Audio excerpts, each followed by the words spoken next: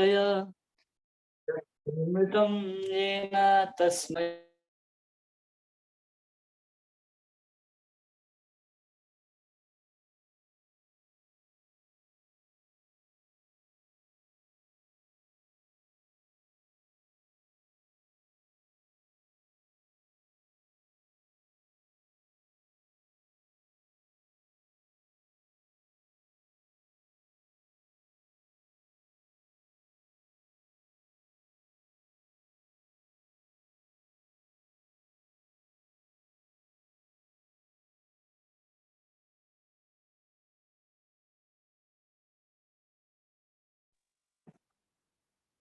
ॐ ज्ञानतिमिरान्धस्य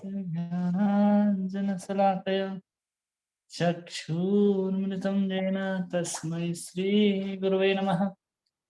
श्रीचैतन्यमनोभीष्टं स्थापितं येन भूतले स्वयं रूपकदा मह्यं ददाति स्वपदान्तिकं। वन्देऽहं श्रीगुरु श्रीयुतापदकमलं श्रीगुरून् वैष्णवांश्च श्रीरूपं साग्रजातं सहगना रघुनाथान्वितं तं सजीवं साद्वैतं सावधूतं परिजनसहितं कृष्णचैतन्यदेवं श्रीराधा कृष्णपादान् सहगना ललिता श्रीविशाखान्वितांश्च। हे कृष्ण करुणा सिंधु दीनबंधु जगतपते गोपेश गोपिका कांत राधा कांत नमोस्तुते। तप्त कांचन गौरांगी राधे वृंदावनेश्वरी वृषभानुसुते देवी प्रणमामि हरिप्रिये। वाञ्छाकल्पतरुभ्यश्च कृपा सिन्धुभ्येव च पतितानां पावनेभ्यो वैष्णवेभ्यो नमो नमः। जय श्री कृष्ण चैतन्य प्रभु नित्यानंद श्री अद्वैत गदाधर श्रीवासादि गौर भक्तवृंद। हरे कृष्ण कृष्ण कृष्ण हरे हरे हरे राम राम राम हरे हरे। गुरुवे गौरचंद्राय राधिकाय तदालय कृष्णाय कृष्ण भक्ताय तद्भक्ताय नमो नमः। हरे कृष्णा। आप सभी भक्तों का सभी वैष्णवों का बहुत बहुत स्वागत है, बहुत बहुत अभिनंदन है इस भागवत संघ में। जो भागवत जो ग्रंथ है वो हर जीव के ग्रंथि को खोलने में समर्थ है। ग्रंथि मतलब गांठ। हर एक मनुष्य का जो गांठ है वो किसी ना किसी रूप से कहीं ना कहीं जुड़ा हुआ है। हम अपने आप को शरीर समझते हैं, वास्तव में हम आत्मा हैं और आत्मा ने इस शरीर के साथ अपने गांठ को बांध रखा है। और शरीर ने जिस तरीके से, जिस हिसाब से अपना गांठ इस शरीर के साथ बांध करके रखा है आत्मा ने, उस ग्रंथि को ही हम लोग अहंकार कहते हैं। कि हम लोग उस अहंकार के कारण ही अपने आप को शरीर मानने लग जाते हैं। अपने आप को हम आत्मा नहीं समझ पाते। क्यों? क्योंकि ये गांठ इतना भारी तरीके से बांधा होता है कि कोई अनुभव ही नहीं कर पाता कि ये गांठ बंधा हुआ है या गांठ बंधा हुआ नहीं। जब कोई जैसे रंग होता है ना, पानी में किसी रंग को मिला देते हैं तो जिस रंग जैसा रंग डाल दिया जाता है उसी रंग के अनुसार वो पानी हो जाता है। उसी प्रकार हम लोगों की जो ग्रंथि भी है वैसे ही पानी में रंग के समान है। जैसा रंग डाल दिया जाता है वो पानी ही वैसा दिखने लगता है।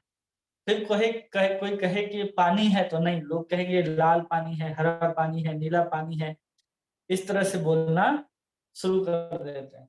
लेकिन वास्तव में देखा जाए तो सब क्या है? केवल एक पानी ही है, रंग का आभास होता है। उसी प्रकार हम सब केवल आत्मा ही हैं और सिर्फ आभास होता है कि हम ये शरीर में हैं। और जब हम शरीर में होते हैं तब शरीर से संबंधित वस्तु अपने लगने लगती है। शरीर से संबंधित कोई भी वस्तु लगता है कि हमें चाहिए, हमें प्राप्त करना है।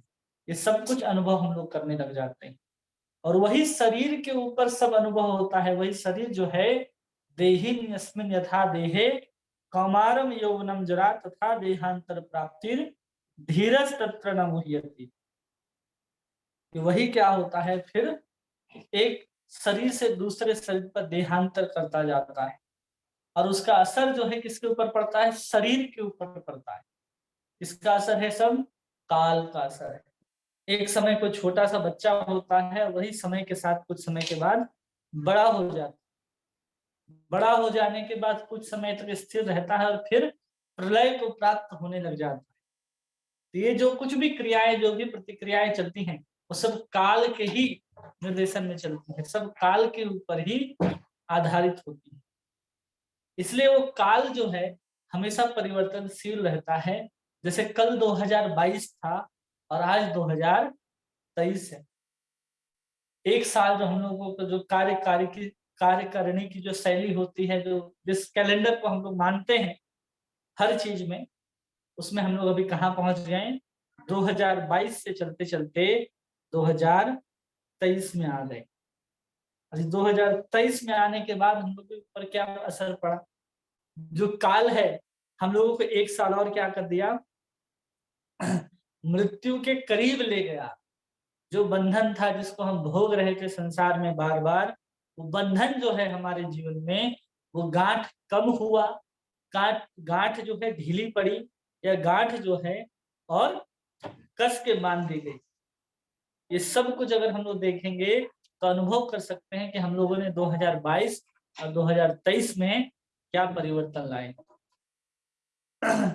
अपने जीवन में जब हम लोग भागवत को सुनते हैं, इतने समय से हम लोग लंबे समय से भागवत का श्रवण कर रहे हैं, तो लंबे समय से भागवत को श्रवण करने के कारण हमें अनुभव भी हो गया होगा कि भागवत श्रवण करने से जो हमारी ग्रंथि है वो सही में खुली है या नहीं खुली है, हम स्वयं से अनुभव कर सकते हैं।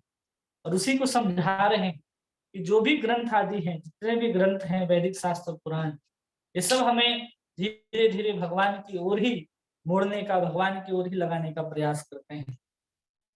और उसी में सबसे श्रेष्ठ पुराण के रूप में श्रीमद् भागवत है, जिसकी शिक्षा नारद जी वेद व्यास जी को दे रहे हैं। और नारद जी वेद व्यास जी को देते हुए कह रहे हैं, श्लोक संख्या 27 तक हम लोगों ने देख लिया था ना।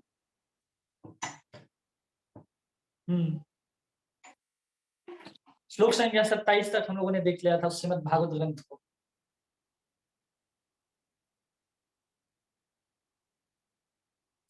तो आज हम लोग देखेंगे श्लोक संख्या 28, स्कंद 1 अध्याय 6 श्लोक संख्या 28।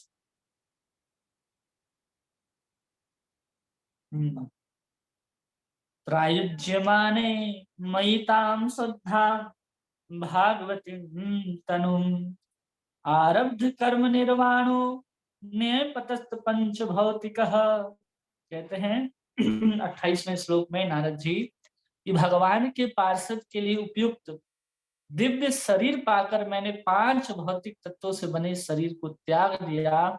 इस तरह कर्म के सारे अर्जित फल समाप्त हो गए। कब समाप्त हो गए? आरब्ध कर्म निर्वाणो नए पत पंच भौतिका। जैसे ही उन्होंने इस भौतिक शरीर को छोड़ा और नारद जी को नया दिव्य सच्चिदानंद देह प्राप्त हो गया, इसके कारण से उनके जितने भी कर्म थे, अप्रारब्ध है प्रारब्ध है, वो सब समाप्त हो रहे हैं। ऐसा मत सोचिए कि हम अपने पंच भौतिक शरीर को छोड़ देंगे तो कर्म हमारा पीछा छोड़ देगा। यहाँ नारद जी सीधे कहाँ जा रहे हैं? पार्षद बनने के लिए जा रहे हैं। उनका जो शरीर है वो दिव्य सच्चिदानंद का प्राप्त हो गया है, इसलिए उनको देह छोड़ने के बाद सीधा पंच भौतिक शरीर छोड़ने के बाद कहाँ पहुंच जाएंगे? वो भगवान के धाम। लेकिन हम जैसे ही पंच भौतिक शरीर का त्याग करेंगे तो हमें कभी भी ये भूल नहीं होनी चाहिए कि हम अगले जन्म में इस जन्म के जो कर्म हैं उसको नहीं भोगेंगे। नारद जी ही सिर्फ ऐसे हैं जो इस पंच भौतिक शरीर को छोड़ने के बाद सीधे दिव्य शरीर को प्राप्त कर रहे हैं। इसलिए उनको पंच भौतिक शरीर जो है वो छोड़ने के बाद कर्म उनका पीछा नहीं कर रहा है। आज हम अपने शरीर को छोड़ देंगे, अगले जीवन में फिर नया शरीर जब हमको धारण करना पड़ेगा, तो उस समय निश्चित रूप से आज जो किए हुए जो कर्म है वो हमारा पीछा करेंगे। कर्म किसी को नहीं छोड़ता है। अगर वो शुद्ध भगवान की भक्ति नहीं करता है तो साधारण रूप से अगर देखा जाए, आपके किए हुए कर्म के अनुसार ही आपके जीवन में पाप और पुण्य, सुख और दुख सब उपलब्ध होने वाले हैं। कर्म के बिना कोई संसार में किसी की गति नहीं होती। जब तक कोई व्यक्ति कर्म नहीं करता तब तक उसको भोजन भी प्राप्त नहीं होता। एक चिड़िया को भी देखेंगे तो भोजन प्राप्त करने के लिए अपने घोंसले से निकल करके कहीं ना कहीं तक जाता ही जाता है, तब जाकर के उसको भोजन प्राप्त होता है। वो भी उसकी क्रिया है, उसकी कर्म है, तब जाकर के उसको प्राप्त होता है। वैसे ही जब मनुष्य योनि है, उसको जब बाहर निकलता है इस शरीर को छोड़ करके आत्मा के स्वरूप में, तो उस आत्मा के साथ एक सूक्ष्म शरीर जाता है, जिसको सूक्ष्म शरीर कहते हैं, जो मन, बुद्धि और अहंकार, ये 3 चीजों का बना होता है। और चित्त में उसकी सारी की सारी जो कर्म है, जो चेतना के अंदर सब स्टोर होते हैं, सब वहां पर संचित होते हैं, और उसके अनुसार ही अगले जीवन में वो जीता रहता है। आज जैसी हमारी सोच है, 2022 से आज 2023 आ गया, एक दिन में हमारा जो काल है, उस साल भर का जो कैलेंडर है वो परिवर्तित हो गया। क्या पिछले साल जो हम कुछ करते हुए आ रहे थे, क्या वो बदल गया या उसको हमने छोड़ दिया? कुछ ऐसा हुआ परिवर्तन? अगर वो परिवर्तन नहीं हुआ, जैसे आप 2022 में थे तो वैसे ही आप 2023 में ही रहेंगे, और जैसा आपका स्वभाव रहेगा 2023 में, वैसे 2024 में ही रहेंगे। और 2024 में मान लीजिए आपकी शरीर छूट जाता है, आपकी मृत्यु हो जाती है, तो मृत्यु के बाद जब अगला शरीर मिलेगा, तो जैसी चेतना, जैसा विचार आपका 2024 में था, वही विचार, वही चेतना, वही अनुभव को लेकर के आप अगले शरीर में देहांतर कर जाएंगे। और आपको लगेगा हमारा सब कुछ नया हो रहा है। कुछ नया नहीं हो रहा, आप वही स्कूल को पढ़ने जा रहे हो, वही ABCD फिर से शुरू करोगे, वही क से कबूतर फिर से शुरू होगा, और फिर आप इसी अवस्था तक पहुंचोगे जब आप 2024 में अपने शरीर को छोड़ने से पहले जिस अवस्था में थे। जैसे आप अभी 2023 में जैसे 22 में जैसे थे, अगर वैसे ही 2023 में भी हो, कोई परिवर्तन नहीं आया, तो वैसे ही शरीर को परिवर्तन के बाद भी कोई अनुभव, नया अनुभव नहीं होता है। सब अनुभव कौन करता है? हमारी मन, बुद्धि, चित्त और अहंकार, यही सब अनुभव करते हैं। और यही अनुभव का खेल जो है वो 2022 में भी था और वही 2023 में भी है। अगर हमारी चेतना, हमारी मन, बुद्धि अभी भी वहीं अटका हुआ है कि हम थोड़ा सा और भोग कर ले, अरे हम यही शरीर हैं, शरीर से संबंधित व्यक्ति, वस्तु सब मेरा है, वो चेतना अभी भी हम लेकर के आगे बढ़ रहे हैं, तो समझना चाहिए कि हम अभी भी कहीं ना कहीं बंधन में बंधे हैं। कोई नई चेतना हमने अभी तक अपने भीतर धारण नहीं की। सब वैसे ही चल रहा है हमारे जीवन। वैसे ही जब हम शरीर छोड़ देंगे तो सब कुछ वैसा ही चलता रहेगा। उसमें कोई किसी भी प्रकार का परिवर्तन आना संभव नहीं है। जैसे साल में कोई परिवर्तन नहीं आया, वैसे ही मृत्यु के पश्चात नया शरीर धारण में भी कोई परिवर्तन नहीं आएगा। लेकिन यहाँ नारद जी जो हैं, नारद जी कहते हैं कि उन्होंने पार्षद के उपयुक्त जो दिव्य देह है, सच्चिदानंद स्वरूप देह है नारद जी का, जिसमें 2 हाथ में वीणा, 1 हाथ में करताल, 1 हाथ में माला पकड़े रहते हैं, ऐसे 4 हाथ है नारद जी के, और चारों हाथ से भगवान की सेवा में लगे रहते हैं। एक में माला है, एक में गुणगान कर रहे हैं, एक में करताली बजा रहे हैं, मुख से भगवान का नारायण नारायण नाम उच्चारित कर रहे हैं। एक भजन है ना कि राधा रमन नामे बजाए बिना नारद, में एक भजन आता है कि राधा रमन के नाम से वो बीना बजाते हुए संसार में भ्रमण करते रहते हैं। आगे यहाँ पर तात्पर्य में प्रभुपाद समझाते हैं कि भगवान ने बता दिया था कि नारद को भगवान की संगति के लिए उपयुक्त दिव्य शरीर प्रदान किया जाएगा। अतः नारद ने जो ही भौतिक शरीर त्यागा, उन्हें आध्यात्मिक शरीर प्राप्त हो गया। जैसे ही उन्होंने शरीर को त्यागा, उन्होंने त्यागते के साथ ही उसको नया शरीर प्राप्त हो गया। अब यहाँ पर ध्यान रखिए, ये शरीर जो है, जब व्यक्ति को भगवत धाम जाना होता है, भगवान के पार्षद बनना होता है, या फिर 5 प्रकार की मृत्यु है जिसमें मुख्य 4 कहे जाते हैं। हम लोग सायुज्य मुक्ति को मुक्ति नहीं मानते। सायुज्य मुक्ति एक प्रकार का आध्यात्मिक आत्महत्या है, जिसमें आप उस ब्रह्म के साथ सायुज्य होना चाहते हैं। कोई भगवान के भीतर जाकर के भगवान जैसा नहीं हो जाएगा कि अरे जो भगवान करेंगे उसका आनंद हम लेंगे। हम भगवान के शरीर में भी कभी मिलित नहीं हो सकते, हम शरीर भगवान के शरीर के साथ मिल नहीं सकते। हम ब्रह्म में जाकर के मिलते हैं, जो केवल एक स्थायी रूप से शाश्वत का अनुभव हम लोगों को कराता है, वहां पर व्यक्ति मिलता है। और जो 4 प्रकार की मुक्ति है, सामीप्य है, सारूप्य है, साष्टी है, ये सब मुक्तियां जो हैं, वो सब मुक्ति क्या करते हैं, उसके लिए हमको इस शरीर को छोड़ना पड़ता है और नया शरीर धारण करना पड़ता है। और जब नया शरीर धारण करना पड़ता है, तो शरीर हमें किसके आधार पर मिलता है? हम इस शरीर को छोड़ते हैं तो कोई गधे की योनि में जाता है, कोई कुत्ते की योनि में जाता है, कोई पुनः मनुष्य मनुष्य के शरीर को प्राप्त करता है, और कोई मनुष्य में भी कोई स्त्री बनता है, कोई पुरुष बनता है। क्यों बनता है? उसकी चेतना वैसी हो जाती है, उसने अपने चेतना को वैसा बनाया है। अपने मनुष्य के योनि को प्राप्त करके उसने अपने खान पान व्यवहार, उससे जो कुछ भी वो करता जाता है, उसके अनुसार उसकी चेतना बनती जाती है। चेतना में वो सब स्टोर्ड होते चले जाते हैं, और प्रकृति फिर उसको उसी के अनुसार नया शरीर दे देती है। और जैसे ही आप भगवान की सेवा की इच्छा रखोगे, तो भगवान की सेवा जो है वो सच्चिदानंद स्वरूप से की जा सकती है। हमें पंच भौतिक शरीर से उस दिव्य भगवान की सेवा पूर्ण रूप से संभव नहीं है। तब प्रकृति क्या करती है कि ये तो पूर्ण कृष्ण भावना भावित हो गया है, अब इसको हम किसी भी योनि का शरीर नहीं दे सकते। अरे ये तो चलो दिन भर भूखता रहता था, जागता रहता था, तो कुत्ते का शरीर बना दिए।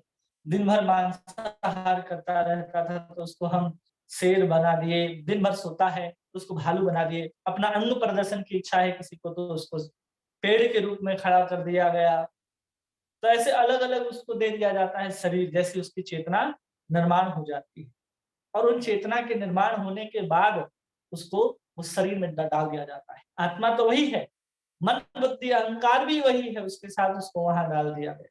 वैसे ही हमारे मन में जब कृष्ण आकर के बैठ जाएंगे, हमारी बुद्धि कृष्ण के लिए काम करने लगेगी, हम स्वयं को कृष्ण दास समझने लगेंगे, और हमारी चेतना पूर्ण कृष्ण भावना भावित हो जाएगी, तो प्रकृति हमें अपने पास बांध करके नहीं रख सकती। वो कहेगी इसके लायक हमारे पास कोई शरीर नहीं है, और फिर हमें भगवान की कृपा से सच्चिदानंद देह प्राप्त हो जाता है।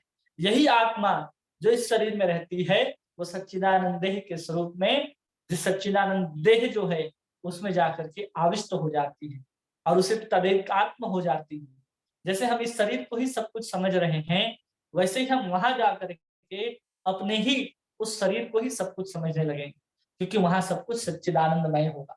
ये भौतिक शरीर अलग है और हम अलग हैं, इसलिए यहाँ पर बार बार कहा जाता है कि तुम ये शरीर नहीं हो, आत्मा हो। लेकिन वहां हम वास्तविक अहंकार में स्थित हो जाएंगे। जब वास्तविक अहंकार में स्थित हो जाएंगे, और जैसे ही हमारी आत्मा इस शरीर से निकल करके उसमें जाकर तदेकात्म हो जाएगी। इसमें भी तदेकात्म है, लेकिन यहाँ पर पूर्ण रूप से तदेकात्म नहीं है। इस शरीर को छोड़ने के बाद दूसरा शरीर हमें प्राप्त होता है। इस शरीर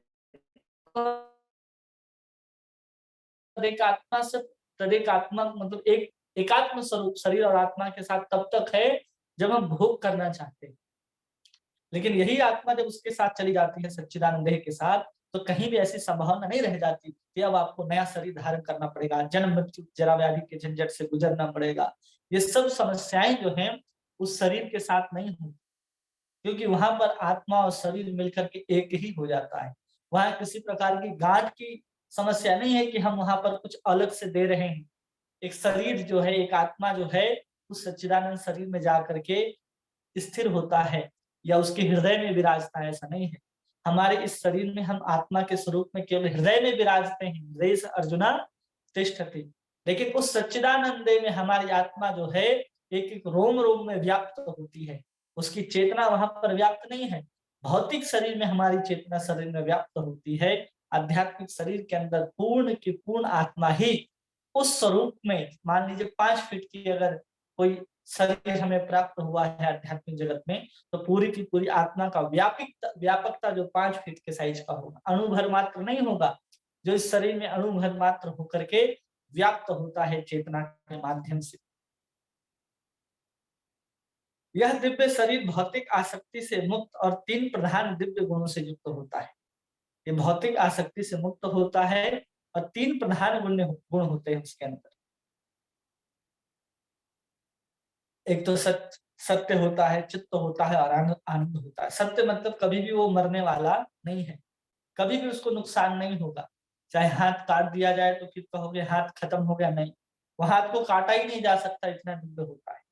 चित्त हमेशा ज्ञान स्वरूप में अवस्थित रहेगा और आनंद हमेशा कृष्ण के आनंद में मग्न रहेगा। ये 3 गुणों से युक्त होता है। यह शाश्वतता भौतिक गुणों से मुक्ति तथा सकाम कर्मों के फल से मुक्ति, ये शाश्वत होता है, गुण से मुक्त होता है और सकाम कर्म के फल से मुक्त हो जाता है।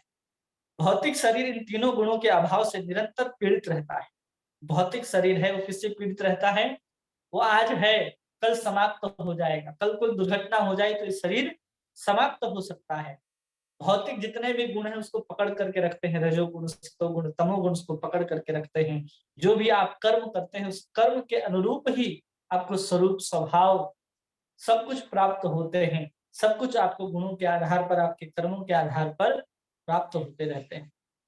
लेकिन जो ही आपको दिव्य गुणों से अभिभूत हो जाते हैं शरीर, जैसे ही आपको सच्चिदानंद ही प्राप्त हो जाता है, ये लोहे से पारस मणि की तरह चुंबकीय प्रभाव डालता है। जैसे लोहे पर पारस मणि क्या करता है, जैसे स्पर्श करा दोगे लोहे के ऊपर, वो स्वर्ण के रूप में परिवर्तित हो जाता है। वैसे ही हम जब जैसे ही शरीर को छोड़ करके नए शरीर में जाते हैं तो पारस मणि जैसे स्पर्श करके लोहे को स्वर्ण बना दिया है, वैसे ही प्रभाव डालता है। और साथ साथ लोहे को चुंबक कैसे आकर्षित करता है अपनी ओर, वैसे ही यहाँ पर कह रहे हैं कि दिव्य भक्ति में सेवा को प्रभाव भी उसी तरह होता है। इस शरीर परिवर्तन का अर्थ है शुद्ध भक्त और भौतिक प्रकृति के तीनों गुणों की प्रतिक्रिया की समाप्ति। कौन सा शरीर परिवर्तन? हम यही शरीर परिवर्तित करते रहते हैं और पुनः शरीर संसार में ही धारण करते हैं। जब हम संसार को छोड़ करके सच्चिदानंद धाम में, वैकुंठ हो, गोलोक हो, वहां पर जा करके जब हम भगवान के धाम में सेवा करने की चेतना लेकर के जब इस शरीर को छोड़ेंगे, तब वहां पर हमें शरीर प्राप्त होगी और संसार की जितनी भी गतिविधियां हैं वो सब कुछ समाप्त होंगी, अन्यथा समाप्त होने वाली नहीं है। शास्त्रों में ऐसे अनेक उदाहरण देखने को मिलते हैं, जैसे ध्रुव महाराज, प्रहलाद महाराज। भक्त के जो शरीर के गुण हैं वो भौतिक से दिव्य में बदल जाते हैं, भौतिक गुणों से धीरे धीरे दिव्य गुणों में बदल जाते हैं। और कहते हैं कि प्रामाणिक शास्त्रों के आधार पर प्राधिकृत गोस्वामियों का यह अभिमत है। ब्रह्म संहिता में भी कहा गया है, इंद्र गोप कीट से लेकर के स्वर्ग के महान राजा तक सारे जीव कर्म के नियम के अधीन है। इंद्र गोप मतलब सुनने में कितना अच्छा लग रहा है कि कितना अच्छा नाम होगा इंद्रगोप। इंद्रगोप कहते हैं मल के कीड़े को कहा जाता है इंद्रगोप। तो मल के कीड़े से लेकर के स्वर्ग के राजा इंद्र तक सारे जीव कर्म के नियम के अधीन है। सबको कर्म का परिणाम भुगतना पड़ता है, चाहे ब्रह्मा जी हो, इंद्र हो या कोई भी हो, सबके परिणाम के स्वरूप ही वो ब्रह्मा है या वो कर्म के स्वरूप ही इंद्रगोप बना है, मल का कीड़ा बना। सबके पीछे कर्म पड़ा ही रहता है, इसलिए जीव को कर्म के अधीन कहा जाता है और अपने कर्म अपने फल को भोगना पड़ता है। केवल भक्त ही सर्वोपरि सत्ता पुरुषोत्तम भगवान की अहेतु की कृपा से इन कर्म बंधनों से मुक्ति प्राप्त कर लेता है। केवल एक भक्त ही होता है जो भगवान की कृपा से अपने सच्चिदानंद को प्राप्त करके भौतिक बंधनों से मुक्त हो जाता है। नारद जी को भी दिव्य स्वरूप प्राप्त हो गया है। अब उसके बाद नारद जी क्या कहते हैं, कल्पांत इदमादाय शयाने संभवस्युदन्वतः शस्युसोरण प्राणम विवशे अंतरहम विभो शस्य ये सोरनु प्राणाम। कह रहे हैं कि कल्प के अंत में जब भगवान नारायण प्रलय के जल में लेट गए, तब ब्रह्मा जी समस्त सृष्टिकारी तत्वों सहित उनके भीतर प्रवेश करने लगे। उनके श्वास से भी मैं भीतर चला गया। कल्प के अंत में क्या कह रहे हैं यहाँ पर कि जब भगवान नारायण प्रलय के जल पर लेट गए, तब ब्रह्मा जी समस्त सृष्टिकारी तत्वों सहित उनके भीतर प्रवेश करने लगे। ब्रह्मा जी भी कहाँ प्रवेश कर रहे हैं, जब महाप्रलय हो रहा है तब जाकर के ब्रह्मा जी के अंदर प्रवेश करते हैं। ब्रह्मा जी भी प्रवेश करते हैं और जितने भी सृष्टि में पदार्थ आपको दिखाई दे रहे हैं, सब कुछ भगवान नारायण के अंदर प्रवेश कर जाते हैं। गर्भोदक्षाई विष्णु के भीतर, और गर्भोदक्षाई विष्णु क्षीरोदक्षाई विष्णु सहित गर्भोदक्षाई विष्णु में प्रवेश कर जाते हैं। और गर्भोदक्षाई विष्णु जो है इस ब्रह्मांड को समेट करके अपने भीतर कहाँ प्रवेश कर जाते हैं, कारणोदक्षाई विष्णु के भीतर चले जाते हैं। तात्पर्य है कि नारद ब्रह्मा के पुत्र के रूप में उसी तरह विख्यात है जिस प्रकार भगवान कृष्ण वासुदेव के पुत्र के रूप में, जैसे भगवान जो है वो वासुदेव पुत्र के रूप में विख्यात है, वैसे ही नारद जी हैं वो ब्रह्मा के रूप में विख्यात है, ब्रह्मा के पुत्र के रूप में विख्यात है। भगवान तथा नारद जैसे उनके मुक्त भक्तगण इस संसार में एक ही विधि से प्रकट होते हैं। भगवान तथा नारद जैसे उनके मुक्त भक्तगण जो होते हैं एक ही विधि से प्रकट होते हैं। जैसा कि गीता में कहा गया है कि भगवान के जन्म तथा कर्म कलाप आदि सब दिव्य होते हैं। अतः प्रमाणिक अभिमत के अनुसार ब्रह्मा के पुत्र के रूप में नारद जी का भी जन्म भी दिव्य लीला है। उनके प्राकट्य तथा तिरोध्यान व्यवहारिक रूप से भगवान के समस्तरीय हैं। अतः भगवान तथा उनके भक्त दिव्य व्यक्ति के रूप में एक साथ एक में तथा भिन्न हैं। वे एक ही कोटि की दिव्यता से संबंधित हैं। बता रहे हैं कि वो एक ही कोटि की दिव्यता से संबंध रखते हैं। जैसे भगवान का आविर्भाव जन्म मृत्यु जरा व्याधि झंझट से मुक्त रहने वाले जो भगवान हैं, वो भी कहते हैं जन्म कर्म च मे दिव्यम, जो मेरे जन्म और कर्म को समझ जाता है त्यक्त्वा देहम जन्म, वो कहते हैं भगवान कि त्यक्त्वा देहम, ये एक बार उसने अगर शरीर को त्याग दे दिया, त्याग कर दिया, तो पुनः उसे संसार के चक्कर में आना नहीं पड़ता है। जन्म कर्म च मे दिव्यम एवं यो वेत्ति तत्वतः त्यक्त्वा देहम पुनर्जन्म नैति मामेति स्वर्जुना, उसको फिर पुनः शरीर धारण नहीं करना पड़ता। वैसे ही भगवान के समान ही जो भक्त होते हैं उसका भी प्राकट्य, उसका भी तिरोध्यान दिव्य होता है। जैसे कि अभी हम लोग पढ़ा कि नारद जी कहाँ चले गए, जैसे ही महा प्रलय आता है, चारों तरफ जल जल जल जल से व्याप्त है, पूरा पानी पानी हो गया है पूरा ब्रह्मांड, तो वहां पर गर्भोदक्षाई विष्णु दिखाई देते हैं और उन्हीं के अंदर सब ब्रह्मादि जिनके नाभि कमल से ब्रह्मा निकलते हैं, वही ब्रह्मा के सहित फिर ब्रह्मा जी भगवान नारायण के नाभि के अंदर प्रवेश कर जाते हैं। भक्त की दिव्यता और भगवान की दिव्यता एक समान होती है और साथ साथ भिन्न भी होती है, ये कहते हैं। फिर आगे कहते हैं 20वें श्लोक में नारद जी कहते हैं सहस्त्रयुग पर्यन्ते उत्थायेदं संसृक्षितः मरीचि मिश्रा ऋषय प्राणभ्यो अहम चिचिघ्यरे। कहते हैं कि इकाई दहाई सैकड़ा हजार 10,000 लाख 10 लाख करोड़ 10 करोड़ अरब 4 अरब 32 करोड़ सौर वर्ष बाद जब भगवान की इच्छा से ब्रह्मा पुनः सृष्टि करने के लिए जागे, तो मरीचि अंगिरा अत्रि इत्यादि सारे ऋषि भगवान के दिव्य शरीर से उत्पन्न हुए और उन्हीं के साथ मैं भी प्रकट हुआ। और फिर नारद जी कैसे प्रकट हुए, जब पुनः सृष्टि का आदेश होता है, भगवान की इच्छा होती है, तो पुनः ब्रह्मा सृष्टि करने के लिए जागते हैं। तो अंगिरा हैं, अत्रि हैं, मरीचि हैं, ये सब ऋषि जो हैं उनके ही शरीर से निकलते हैं। और उनके शरीर से जब निकल रहे थे तो उसी समय उनके मन से नारद जी का भी प्राकट्य होता है। ब्रह्मा जी का एक दिन की अवधि 4 अरब 32 करोड़ सौर वर्ष की होती है। इसका उल्लेख भगवत गीता में भी कहा गया है। अतः ब्रह्मा जी इस अवधि में अपने जनक गर्भोदक्षाई विष्णु के शरीर के भीतर योग निद्रा में शयन करते हैं। इस निद्रा के बाद जब भगवान की इच्छा से ब्रह्मा के माध्यम द्वारा पुनः सृष्टि की जाती है, तो सारे ऋषि पुनः शरीर से विभिन्न विभिन्न अंगों से प्रकट होते हैं।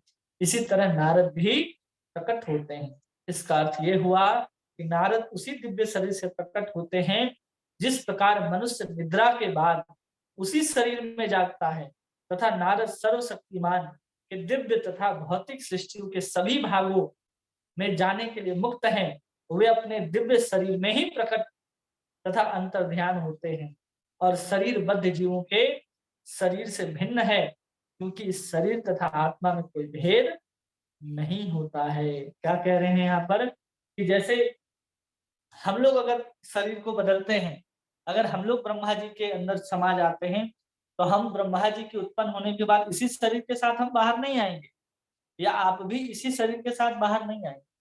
हमारा शरीर हमारे कर्मों के अनुसार, हमारे प्रारब्ध के अनुसार भिन्न भिन्न होगा।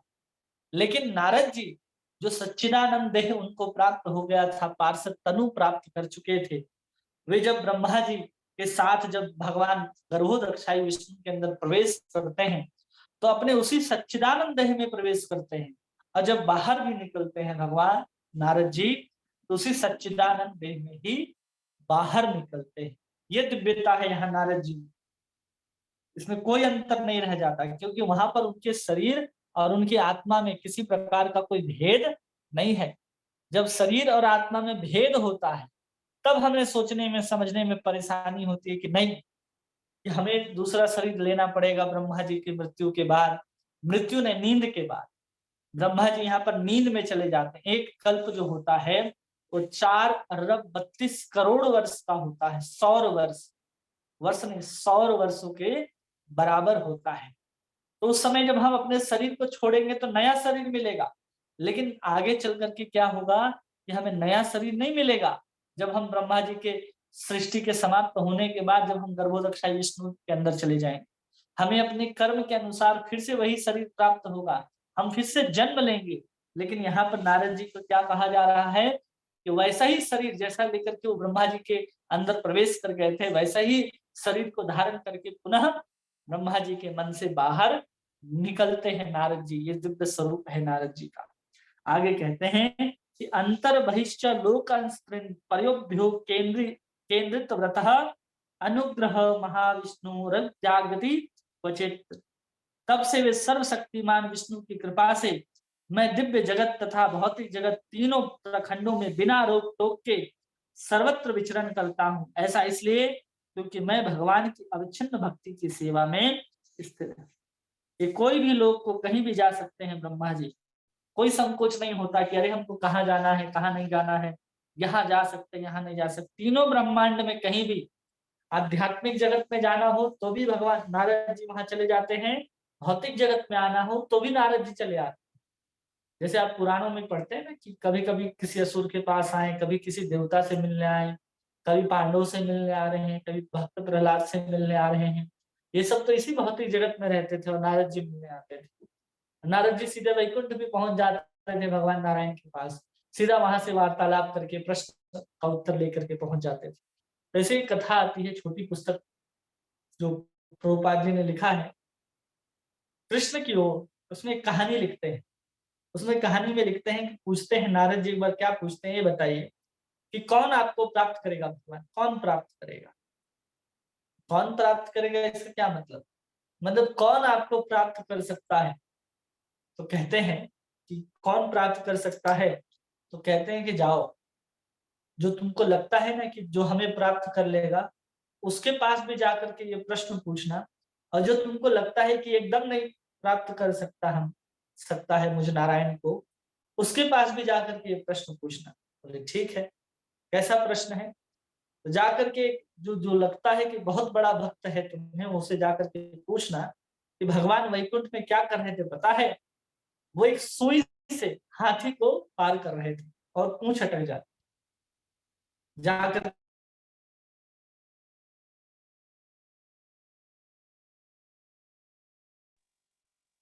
नारद जी वीणा वादन से पहुंच जाते हैं और उनसे पूछते हैं बताइए कि आप बहुत बड़े भक्त हैं, आपको पता है कि भगवान नारायण वैकुंठ में क्या कर रहे थे।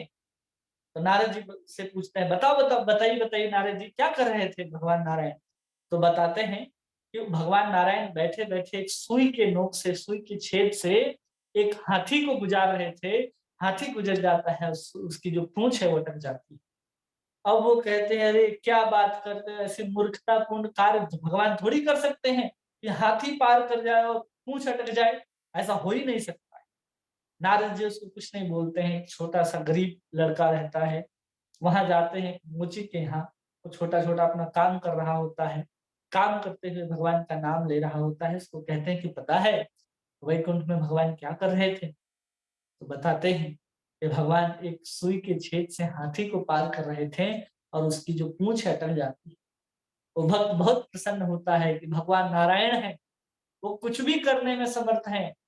जो संभव नहीं है उसको भी असंभव बनाने में समर्थ हैं, जो असंभव है उसको भी संभव करने में समर्थ हैं।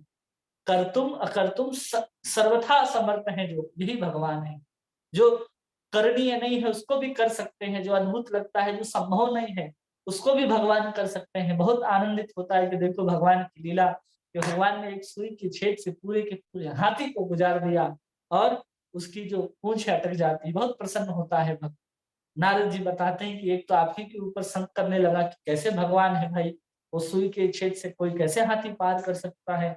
और दूसरा भक्त था, वो तो कहने लगा हाँ हाँ एकदम भगवान कर सकते हैं। तब नारद जी को कहते हैं भगवान देखो, उस भक्त को मुझे मेरे ऊपर पूरा विश्वास है, इसलिए वो मुझे प्राप्त कर लेगा। और ये इतना भजन करने के बाद भी मुझ में विश्वास नहीं करता है, इसलिए ये बहुत जन्मों तक भजन करने के बाद भी मुझे प्राप्त नहीं कर पाएगा।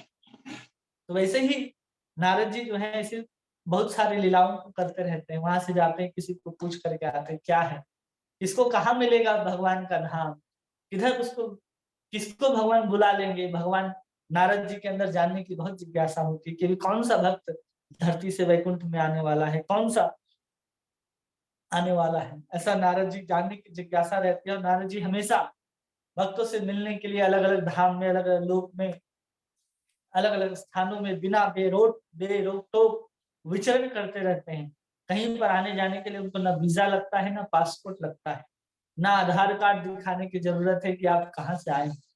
सिर्फ नाम, भगवान का नाम लेकर के वो हर जगह प्रवेश कर जाते हैं। नारायण नारायण करते हुए तीनों लोक पर विचरण करते हैं। क्यों करते हैं? क्योंकि कह रहे हैं मैं अविच्छिन्न भक्ति में सेवा में स्थिर हूँ। जब भगवान की कोई अविच्छिन्न सेवा में स्थिर होता है, तब जाकर के उसके अंदर भी इतनी सामर्थ्य आ जाती है कि तीनों लोक में कहीं भी विचरण कर सकता है और आनंद को प्राप्त कर सकता है। इसलिए हमें भगवान के ऊपर विश्वास होना जरूरी है। हम इतना नाम जप करते हैं, भक्ति करते हैं, भागवत श्रवण करते हैं, तो क्या हमारा विश्वास भगवान के प्रति बढ़ा है? इसको भी देखना है। अगर हम नाम ले रहे, भगवान के प्रति विश्वास बढ़ रहा है, तो हम भक्ति में आगे बढ़ रहे हैं। तात्पर्य में प्रभुपाद समझाते हैं कि जैसा कि गीता में कहा गया है कि ब्रह्मांड के 3 प्रखंड हैं, ऊर्ध्वलोक, मध्यलोक और अधोलोक। जहां हम लोग रहते हैं उसको मध्य लोक कहते हैं। जहां अनेक प्रकार की धरतियां हैं, अनेक प्रकार के यहाँ पर लोग रहते हैं, जिसको हम लोग आज जहाँ रहते हैं उसको जम्बू द्वीप के नाम से जानते हैं, पलक्ष द्वीप है। ऐसे ढेर सारे द्वीप ही द्वीप है जहाँ पर हम लोग रहते हैं, जो चारों तरफ समुद्र से घिरा है। ये हमारा जम्बू द्वीप चारों तरफ से लवण सागर से घिरा हुआ है। आप कहीं भी जाते हैं, कोई भी समुद्र चले जाएं, आप चाहे उसको पैसिफिक ओशियन कहते हो या इंडियन ओशियन कहते हो, सब में जो नमक है, जो स्वाद है पानी का, वो मीठा कहीं भी नहीं। वो पूरे के पूरे चारों तरफ जो है लवण समुद्र से जो घिरा हुआ क्षेत्र है, उसको हम लोग जम्बू द्वीप के नाम से जानते हैं। और उस जम्बू द्वीप के अंदर ही भारतवर्ष है। उस भारतवर्ष के ही 9 खंड हैं, जिसमें अमेरिका, लंदन, दक्षिण अमेरिका, साउथ अफ्रीका, ये सब कुछ व्याप्त है। ऐसे ही एक धरती भारतवर्ष को हम लोग जानते हैं। ऐसे ही यहाँ पर 9 अलग अलग वर्ष हैं। एक इलाव्रत वर्ष है, एक पलक्ष वर्ष है, ऐसे अलग अलग वर्ष हैं जहाँ हनुमान जी रहते हैं। किम पुरुष वर्ष है जहाँ पर शंकर जी रहते हैं। ऐसे अलग अलग लोक हैं। और हमारे भारतवर्ष में स्वयं बद्री नारायण रहते हैं। इस जम्बू द्वीप में भारतवर्ष के अंदर अंतर्गत रहने वाले जो प्रधान देवता हैं इस हमारे भारतवर्ष के, वो बद्री नारायण है। तो वैसे ही बहुत सारे धरती यहाँ भी व्याप्त हैं जो मध्य लोक कहे जाते हैं। इसके ऊपर स्वर्ग लोक है। स्वर्ग लोक में यहाँ से लेकर के ब्रह्म लोक तक जितने भी लोग आते हैं वो सब ऊपर के लोग ऊर्ध्व लोग कहे जाते हैं। और इस धरती के नीचे जो अतल वितल सुतल तलातल आदि हैं, पाताल तक, वो सब अधोलोक कहे जाते हैं। भौतिक आवरण होते हैं, ब्रह्मांड के भौतिक आवरण होते हैं। इसके ऊपर चिन्मय आकाश है जिसका विस्तार असीम है। और इस ब्रह्मांड के ऊपर जहां ब्रह्मा जी निवास करते हैं, उसे करोड़ों योजन ऊपर जाएंगे तो वो क्या है, पूरा का पूरा मन, बुद्धि, चित्त, अहंकार, फिर पृथ्वी, जल, अग्नि, वायु, आकाश, ऐसे उसकी दर परत जो है वो मोटी होती जाती है।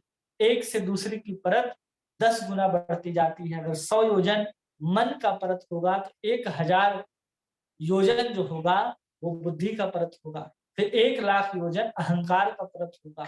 फिर वैसे ही 1,00,00,000 योजन तो होगा, वो किसका परत होगा? पृथ्वी का, जल का, अग्नि का, वायु और आकाश का। ऐसे ही पृथ्वी जो है एकदम मोटा होता चला जाता है। जैसे बहुत मोटा एक बॉल होता है, छोटा सा स्थान होता है, बहुत मोटा अगर बॉल हो, उसके अंदर थोड़ा सा जगह हो, तो बस इतना ही थोड़ा सा जगह है, देखने में ब्रह्मांड बहुत बड़ा दिखता है। और उसके ऊपर उसको सोने से कवर किया गया है, और सोने के ऊपर पूरा का पूरा जो आध्यात्मिक आकाश है वो असीम है, जिसकी कोई कल्पना ही नहीं की जा सकती कि इसका विस्तार कितना है। जिसमें अपने शाश्वत मुक्त पार्षद सहित भगवान द्वारा निवासित असंख्य शाश्वत प्रकाशित वैकुंठ लोक होते हैं। इस ब्रह्मांड के बाहर तो शाश्वत रूप से प्रकाशित जो है भगवान के वैकुंठ लोक विराजमान होते हैं। और नारद जी इन सभी लोकों में भौतिक एवं दिव्य प्रक्षेत्रों में बिना रोक टोक के प्रवेश कर सकते हैं। जैसे कि इसके ऊपर जो भगवान के वैकुंठ लोक है, वहां केवल नारायण ही नहीं रहते, भगवान नारायण के असंख्य अवतार हैं और असंख्य स्वरूपों के अलग अलग लोक हैं। उन लोकों में अलग अलग, कहीं भगवान हयग्रीव के रूप में है, कहीं नरसिंह के रूप में है, कहीं वामन के रूप में है, कहीं वामन के रूप में, कहीं शुक्र अवतार के रूप में है, कहीं कच्छपा अवतार के रूप में है। तो ऐसे अलग अलग लोक हैं वे आध्यात्मिक जगत में, जहां पर भगवान नारायण के अलग अलग विस्तार अपने अपने लोकों पर निवास करते हैं। और नारद जी कहीं भी वहां पर बिना बेरोक टोक के वहां पर जा सकते हैं। कोई प्रश्न भी नहीं पूछता कि आप कहाँ से आ रहे हैं, आप कहाँ जाएंगे, किससे मिलना है, नारद जी से कोई पूछता नहीं है। इस आध्यात्मिक जगत, इस भौतिक जगत में तो छोड़िए, आध्यात्मिक जगत में भी कोई नारद जी को कोई टोकता नहीं है। इस तरह भगवान अपनी सृष्टि के किसी भी भाग में स्वतः जाने आने के लिए स्वतंत्र हैं, और भौतिक जगत में सारे जीव भौतिक प्रकृति के तीनों गुणों सतोगुण, रजोगुण, तमोगुण से प्रभावित रहते हैं। लेकिन नारद जी इन सब से मुक्त होते हैं, और जब वो भौतिक जगत में आते हैं तो भी किसी प्रकार के भौतिक गुण जो है उनको घेर नहीं पाते हैं।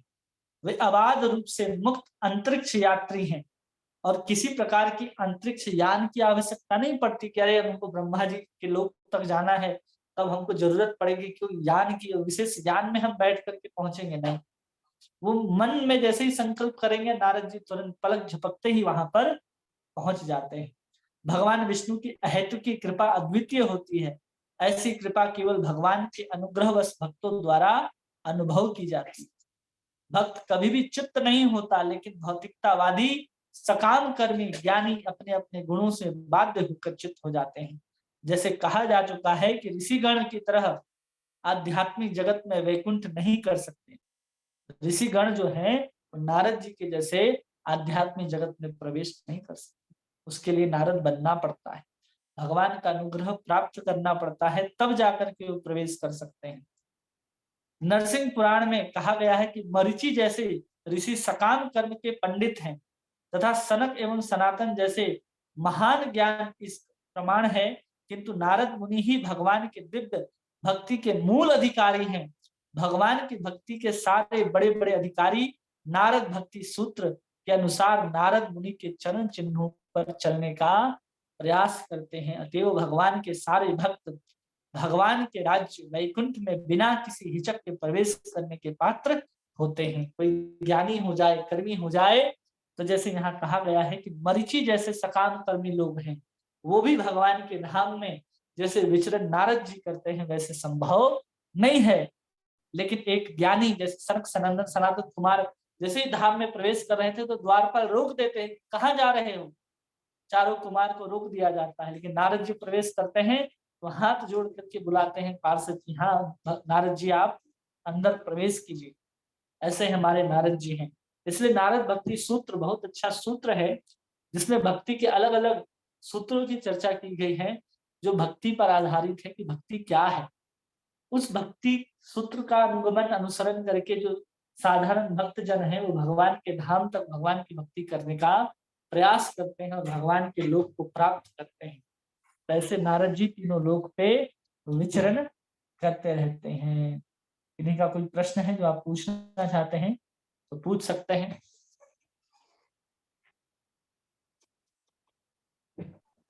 हरे कृष्ण प्रभु जी, दंडवत प्रणाम। हरे कृष्णा, दंडवत प्रणाम। जी प्रभु जी, बहुत अच्छा से समझ में आया आज का क्लास। और नारद भक्ति सूत्र के बारे में आगे हम लोग सुनेंगे ना प्रभु जी आपसे, आप पढ़ाएंगे हम लोग को? सब पढ़ाएंगे, नारद भक्ति सूत्र भी पढ़ाएंगे। जी प्रभु जी, जैसे कि आज नया साल है तो उसके लिए नए साल का बहुत बहुत बधाई हो प्रभु जी आपको और यहाँ पे बैठे सभी वैष्णवों को। जैसे कि हम लोग के ऊपर कृष्ण भगवान की कृपा है और इसीलिए हम लोग अभी 99th क्लास में पहुंच गए हैं भागवत संघ का। तो प्रभु जी, अभी जैसे आपने हम लोगों को अगर तात्पर्य एक लाइन बाय लाइन नहीं पढ़ाते, मैं पहले भी बोल चुकी हूँ, वैसे हम लोग नहीं पढ़ पाते। उसके लिए आपको बहुत बहुत धन्यवाद प्रभु जी। और आगे भी हम लोग के ऊपर ऐसे ही कृपा बनाए रखिएगा। और यहाँ पे जो जो भी भक्त है सभी को बहुत बहुत बधाई की भागवत संघ का क्लास 99 कल 100 होने वाला है। और इसी तरह प्रभु जी हम चाहते हैं कि 12 स्कंद तक हम लोग आपके साथ ऐसे ही पढ़ते रहे, वही भगवान से प्रार्थना करते हैं। और जैसे कि पहले क्लास से प्रभु जी लेके आज तक जितना भी क्लासेस हुए हैं उसमें आपका बहुत बड़ा वरदान है हम लोग के ऊपर। आप बहुत मेहनत किए हो, क्या क्या आपने हम लोग के लिए नहीं किया है। मतलब इतने तकलीफ मतलब अपना सेहत खराब होने के बाद भी आप हम लोग के ऊपर कृपा करते हैं। तो मैं थोड़ा सा मतलब पहले क्लास से लेके आज तक का जो क्लास है उसके बारे में थोड़ा सा बोलना चाहती हूँ प्रभु जी, अगर आपकी आज्ञा हो तो। जी बोलिए। जैसे आपने भागवत संघ जो क्लास है उसको तो आपने बहुत अच्छा से हम लोग को समझाते ही है, उसके ऊपर आप एक बहुत बड़ा कृपा करते हैं हम लोग के ऊपर, वो है थंबनेल। मुझे बहुत अच्छा लगता है कि थंबनेल आप बहुत मतलब ऐसे एक पॉइंट पे बनाते हैं ना प्रभु जी, वो हमको पूरा क्लास याद हो जाता है कि हाँ इसी टॉपिक के ऊपर आपने हम लोग को समझाए। तो मैं वो थंबनेल्स को एक बार बोलना चाहती हूँ। जैसे कि पहले क्लास में आपने बताया कि कहाँ पूछे अपने प्रश्न और अपने सटीक उत्तर के लिए, मतलब कहाँ पूछे वो एक बताए। उसके बाद शिष्य की योग्यता, या मुझे लगता है कि यहाँ पे बैठे सभी को ये ज्ञात होगा कि वो अगर मैं थंबनेल पढ़ूंगी ना तो वहां पे जो जो भी पढ़ाया गया था प्रभु जी का वो सबको एक्चुअली याद हो जाएगा। तो जैसे शिष्य की योग्यता के बारे में हमें समझाए, फिर परम कल्याण किसमें है उसके बारे में समझाए थे, फिर अल्प आयु का कारण क्या है, कलयुग का प्रभाव शास्त्र सबके लिए है, भागवत किसी से भी नहीं सुननी चाहिए, भक्ति की प्राप्ति कैसे होगी, भगवान की लीला ही करुणा है, प्रतिक्षण अलग स्वाद मतलब अलग अलग स्वाद है कथा में, किसी को भी भगवान मानने वाले सावधान, भगवान ही एकमात्र साधन है भगवत प्राप्ति का, और गुरु आचार्य ही हमारे नौका के कप्तान है, वैष्णव ब्राह्मण से भी श्रेष्ठ है, हृदय के अंधकार को कैसे दूर करें, वेद पुराण कृष्ण से संबंध को कैसे स्थापित करता है। और आप जो घटिया प्रश्न पूछते हैं तो आपका जीवन भी घटिया है, हमारा परम कल्याण किसमें है, भक्ति भौतिक भावना नहीं है, धर्म का उद्देश्य अर्थ और अर्थ का उद्देश्य इंद्रिय तृप्ति नहीं है, मोक्ष भी एक प्रकार की इंद्रिय तृप्ति है, परम सत्य के 3 साक्षात्कार, 4 प्रकार के मनुष्य है, वर्णाश्रम में योग्यता और दक्षता का विचार, 4 कार्य से भगवान प्रसन्न होते हैं, भगवान के ध्यान से कर्म बंधन से मुक्ति, कथा में रुचि कैसे होगी, और भक्त में निष्ठा, भक्त और ग्रंथ भागवत, हृदय कैसे साफ हो और कौन करेगा, हमारी भक्ति रजो और तमो से प्रभावित है, हृदय की गांठ कैसे लगती है और उसे कैसे सुलझाए, कृष्ण की भक्ति से ही प्रसन्न हुआ जाता है, श्री विष्णु तत्व के अलावा किसी की भक्ति से सात्विकता संभव नहीं है, भगवान को कैसे जाना जा सकता है, सात्विक हुए बिना भगवत साक्षात्कार संभव नहीं है। भक्तों के पीछे चलो, भगवान तक पहुंच जाओगे। दोष से रहित कृष्ण की पूजा मुक्ति प्रदान करती है। भगवान विष्णु के अतिरिक्त किसी को पूजा का अर्थ और भौतिक भोग की इच्छा है। वासुदेव भगवान सबके कारण है। मन, बुद्धि, चित्त तथा अहंकार कैसे कार्य करता है। 3 श्री विष्णु का वर्णन तथा विराट रूप, भजन कैसे करनी चाहिए, यह भौतिक जगत कहाँ स्थित है। भगवान के सारे अवतार के बारे में प्रभु जी ने हमें बहुत अच्छा से समझाए हैं। और आगे जैसे माया का समन स्वयं संभव नहीं है, फिर क्या है इसका उपाय। भगवान के जन्म और कर्म के रहस्य के बारे में बताए। भगवान के और जो अवतार है, परशुराम अवतार, नारद जी और श्री राम, कृष्ण, बलराम तथा बुद्ध का वर्णन बहुत अच्छा से किए। भगवान के कल के अवतार तथा कलयुग अंश कला तथा स्वयं भगवान का वर्णन। भगवान के दिव्यता का अनुभव कैसे करे, कलियुगी मनुष्य का धर्म क्या है, मुक्त और बद्ध जीव का स्वभाव। सुखदेव गोस्वामी और राजा परीक्षित के विषय में जिज्ञासा, राजा को कैसा होना चाहिए। वेद व्यास जी का जन्म, कलियुग के लोगों का दशा, वेद व्यास जी के असंतोष का कारण क्या था। वेद व्यास जी का जिज्ञासा, भौतिक साहित्य मन की चंचलता का क्या कारण है। सकाम कर्म और भक्तों के पतन में क्या अंतर है। रोगी है जो स्वयं को भगवान कहते हैं। सारे विद्या पूर्ण तभी है जब उनके माध्यम से कृष्ण की सेवा हो। नारद जी पार्षद कैसे बने, जो एक दासी के पुत्र थे। लीला श्रवण की महिमा कैसे करे, साधु की सेवा और लीला श्रवण साधु संग की महिमा, दुखों से बचने का आसान उपाय। कर्म करते हुए कृष्ण कैसे मिलेंगे, कर्म करे या भक्ति, पंचरात्रिक विधि, नारद जी का बचपन, नारद जी की साधना, नारद जी का विरह आदि। और आज जो क्लास हुआ उसके बारे में, जैसे प्रभु जी, मैं ये इसलिए बोली कि थंबनेल जैसे ही हम लोग स्टार्टिंग से देखते हैं ना, तो मतलब अभी लगता है कि कितना कुछ आपने हम लोग को दिया है। अगर उसको हम लोग एक बार भी ध्यान से सुने तो हम लोग सही में हम लोग के जीवन में चेंजेस हो सकते हैं। तो प्रभु जी, हम तो नहीं बोल सकते कि हमारे जीवन में बहुत सारा परिवर्तन हुआ है, पर हम चाहते हैं कि ऐसे ही आप हमारे ऊपर कृपा बनाए रखें, ताकि हम लोग आगे जाके भगवान की प्रेम तक पहुंच सके। और जो आप माधुर्य कादम्बिनी का भी जो क्लास दे रहे हैं प्रभु जी, उसमें भी बहुत अच्छा से हम लोग को समझ में आ रहा है। इतनी टफ है फिर भी उसको आप इतनी सरल भाषा से समझा रहे ताकि हम समझ सके उसको। तो प्रभु जी, मैं लास्ट में आपके लिए एक भजन गा के मेरा वक्तव्य समाप्त करना चाहती हूँ।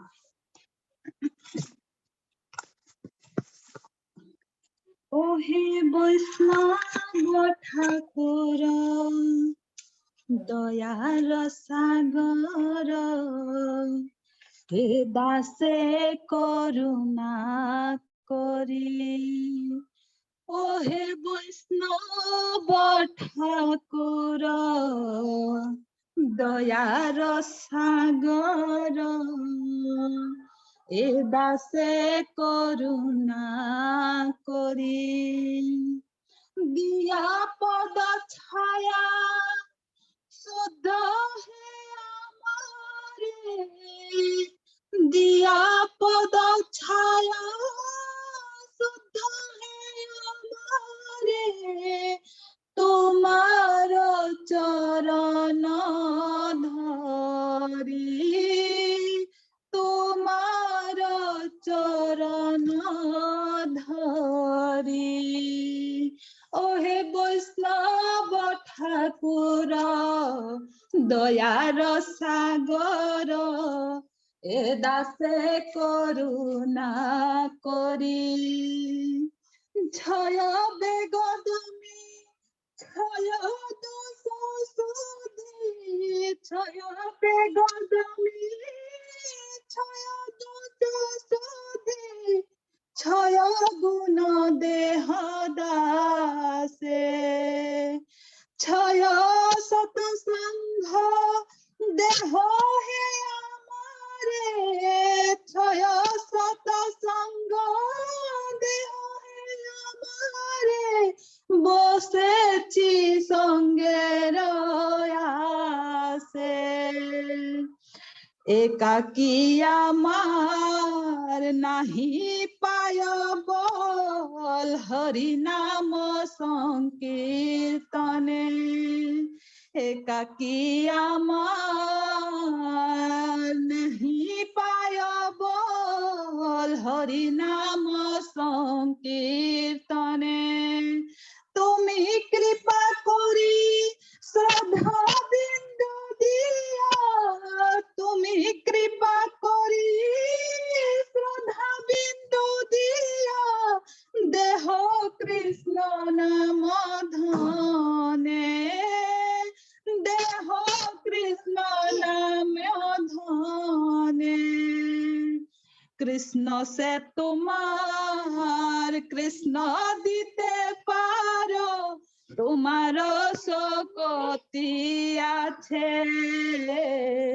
কৃষ্ণ সে তোমার কৃষ্ণ দিতে পারো, তোমার শক্তি আছে, আমি তো কাঙ্গাল কৃষ্ণ কৃষ্ণ বলি, আমি তো কাঙ্গাল কৃষ্ণ কৃষ্ণ বলি, ধাই তব পাছে পাছে, ধাই তব পাছে পাছে, ওহে বৈষ্ণব ঠাকুর দয়ার সাগর, এ দাসে করুণা করি, ওহে বৈষ্ণব ঠাকুর দয়ার সাগর, এ দাসে করুণা করি।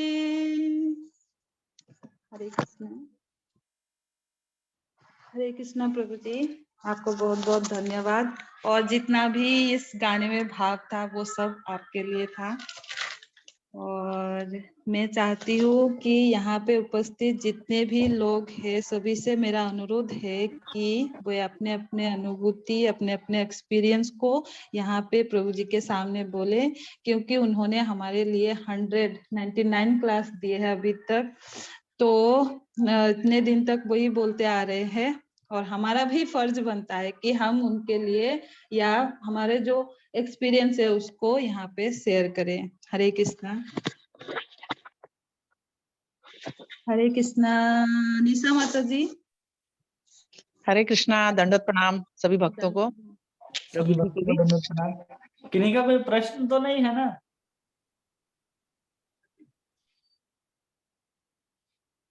हरे कृष्णा प्रभु जी, प्रणाम। हरे कृष्णा। आवाज आ रही है? हाँ जी प्रभु जी। प्रभु जी बहुत अच्छा। पहले तो आपका बहुत बहुत धन्यवाद। मैं वैसे प्रॉपर पूरी क्लासेस अटेंड नहीं करती, पर जितना भी मैंने किया है, अगर मैं प्रॉपर प्योरिटी से, मैं क्या मतलब कोई भी भक्त अगर प्योरिटी से आपका एक एक शब्द अगर हम जीवन में उतारेंगे तो मैं 101% कह सकती हूँ कि भगवान की भक्ति में प्रॉपर प्योरिटी से वो भगवान के धाम तक पहुंच ही जाएगा, अगर प्रॉपर ध्यान से हम अपने जीवन में उसको अप्लाई करेंगे तो। पर हम इतने निकम्मे हैं कि हम अप्लाई भी नहीं करते और ढंग से प्रॉपर सुनते भी नहीं है। सुनीता माता जी ने बहुत अच्छे से एक्सप्लेन किया है, बहुत अच्छा बताया है उन्होंने, जो भी सुना है अब तक तो बताया। उससे क्या हुआ कि हमारी भी रिवीजन हो गई दोबारा से। क्या क्या आपने बताया, मतलब अच्छा लगा बहुत। उन्होंने बहुत ध्यान से डीपली सुना और हमें दोबारा से ये मौका मिला उनके मुख से भी सुनने का। वो अच्छी भक्त हैं और उन्होंने जो आपके लिए भजन बोला, वैष्णव भजन, उसके लिए भी थैंक यू। माता जी का भी हमारी तरफ से, सबकी तरफ से वो भजन आपको समर्पित है। और प्रभु जी मेरा इस क्लास से रिलेटेड एक क्वेश्चन है कि जैसे अभी आपने बताया कि नारद जी ब्रह्मा जी के अंदर ऐसे ही अंदर समा जाते हैं और दोबारा वो प्रकट हो जाते हैं। हाँ। ठीक है, तो जहां तक मैंने सुना है, मतलब जो मैंने क्लासेस और भक्तों से सुनी है, उसमें मैं थोड़ा कंफ्यूज हो गई कि ब्रह्मा जी की तो एट लास्ट मृत्यु है, गीता में भी है ना कि ब्रह्मलोक तक मृत्यु है, उसके बाद मतलब जैसे प्रलय आती है, तो ब्रह्मा जी से दोबारा नारद जी कैसे, मतलब ब्रह्मा जी तो एक नहीं है, ब्रह्मा जी तो कई हैं, जैसे हमारे ब्रह्मांड के 4 मुख वाले ब्रह्मा हैं, और कहीं कितने अनंत कोटि ब्रह्मांड है, उसमें कितने ही ब्रह्मा, कोई 10 मुख वाला, कोई 16 मुख वाला, मतलब ऐसे ब्रह्मा है। तो अब आप मुझे ये बताओ कि नारद जी तो एक हैं, तो कैसे, मतलब किन कौन से वाले ब्रह्मा के उसमें वो चले जाते हैं, अंदर चले जाते हैं और फिर स्वयं प्रकट हो जाते हैं, और ये मुझे मतलब थोड़ा कंफ्यूज कर रहा है क्वेश्चन। इसमें कंफ्यूज नहीं होना है। यहाँ पर जिस प्रलय की बात हुई, जिसमें ब्रह्मा जी की दिन समाप्त हो जाती है और रात्रि प्रारंभ हो जाती है, जब ब्रह्मा जी की रात्रि भी प्रारंभ होती है तो उस समय भी प्रलय होता है, और उस समय जितने भी ब्रह्मांड हैं और भगवान ब्रह्मा सहित भगवान गर्भोदक्षाई विष्णु के अंदर जाकर के योग निद्रा में शयन करते हैं, और पुनः जागृत होने के बाद वो फिर से सृष्टि करते हैं।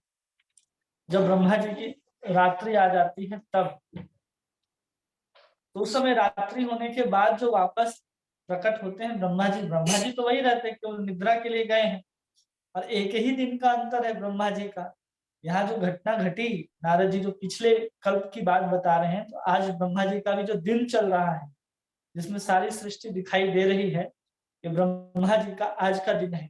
और इसके पिछले वाले दिन में नारद जी एक दासी के रूप में थे, और वहां पर जब योग निद्रा में जब शयन करते हैं, सारी सृष्टि समाप्त हो जाती है, उस समय ब्रह्मा जी सहित जब भगवान गर्भोदक्षाई विष्णु के अंदर योग निद्रा में शयन करते हैं, तब नारद जी इसी चतुर्मुख ब्रह्मा जी के अंदर प्रवेश करते हैं।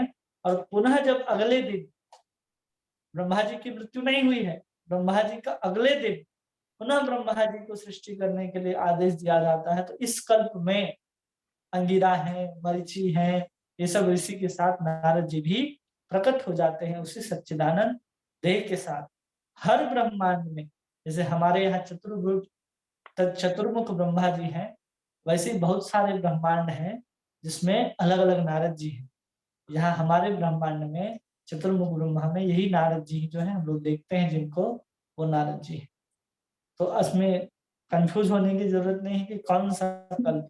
सृष्टि हाँ, समाप्त हुआ मतलब ब्रह्मा जी की पूरी मृत्यु नहीं हुई, ब्रह्मा जी का सिर्फ एक दिन समाप्त हो गया।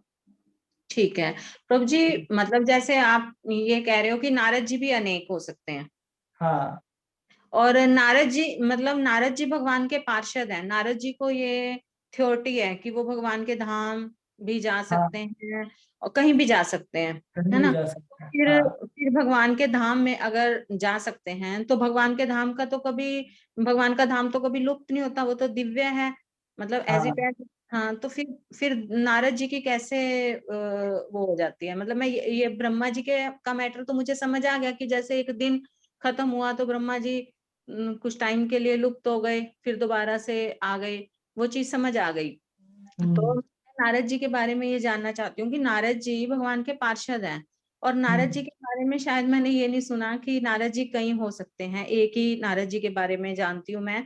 और यही जानना चाह रही थी कि नारद जी तो भगवान के धाम जा सकते हैं और भगवान के पार्षद हैं, मतलब भगवान के दिव्य लोक में ही उनका स्थान है, और वो कहीं पे भी जा आ सकते हैं। तो फिर नारद जी का मतलब लुप्त होना, मेरी थोड़ा बुद्धि नहीं काम कर रही प्रभु जी यहाँ।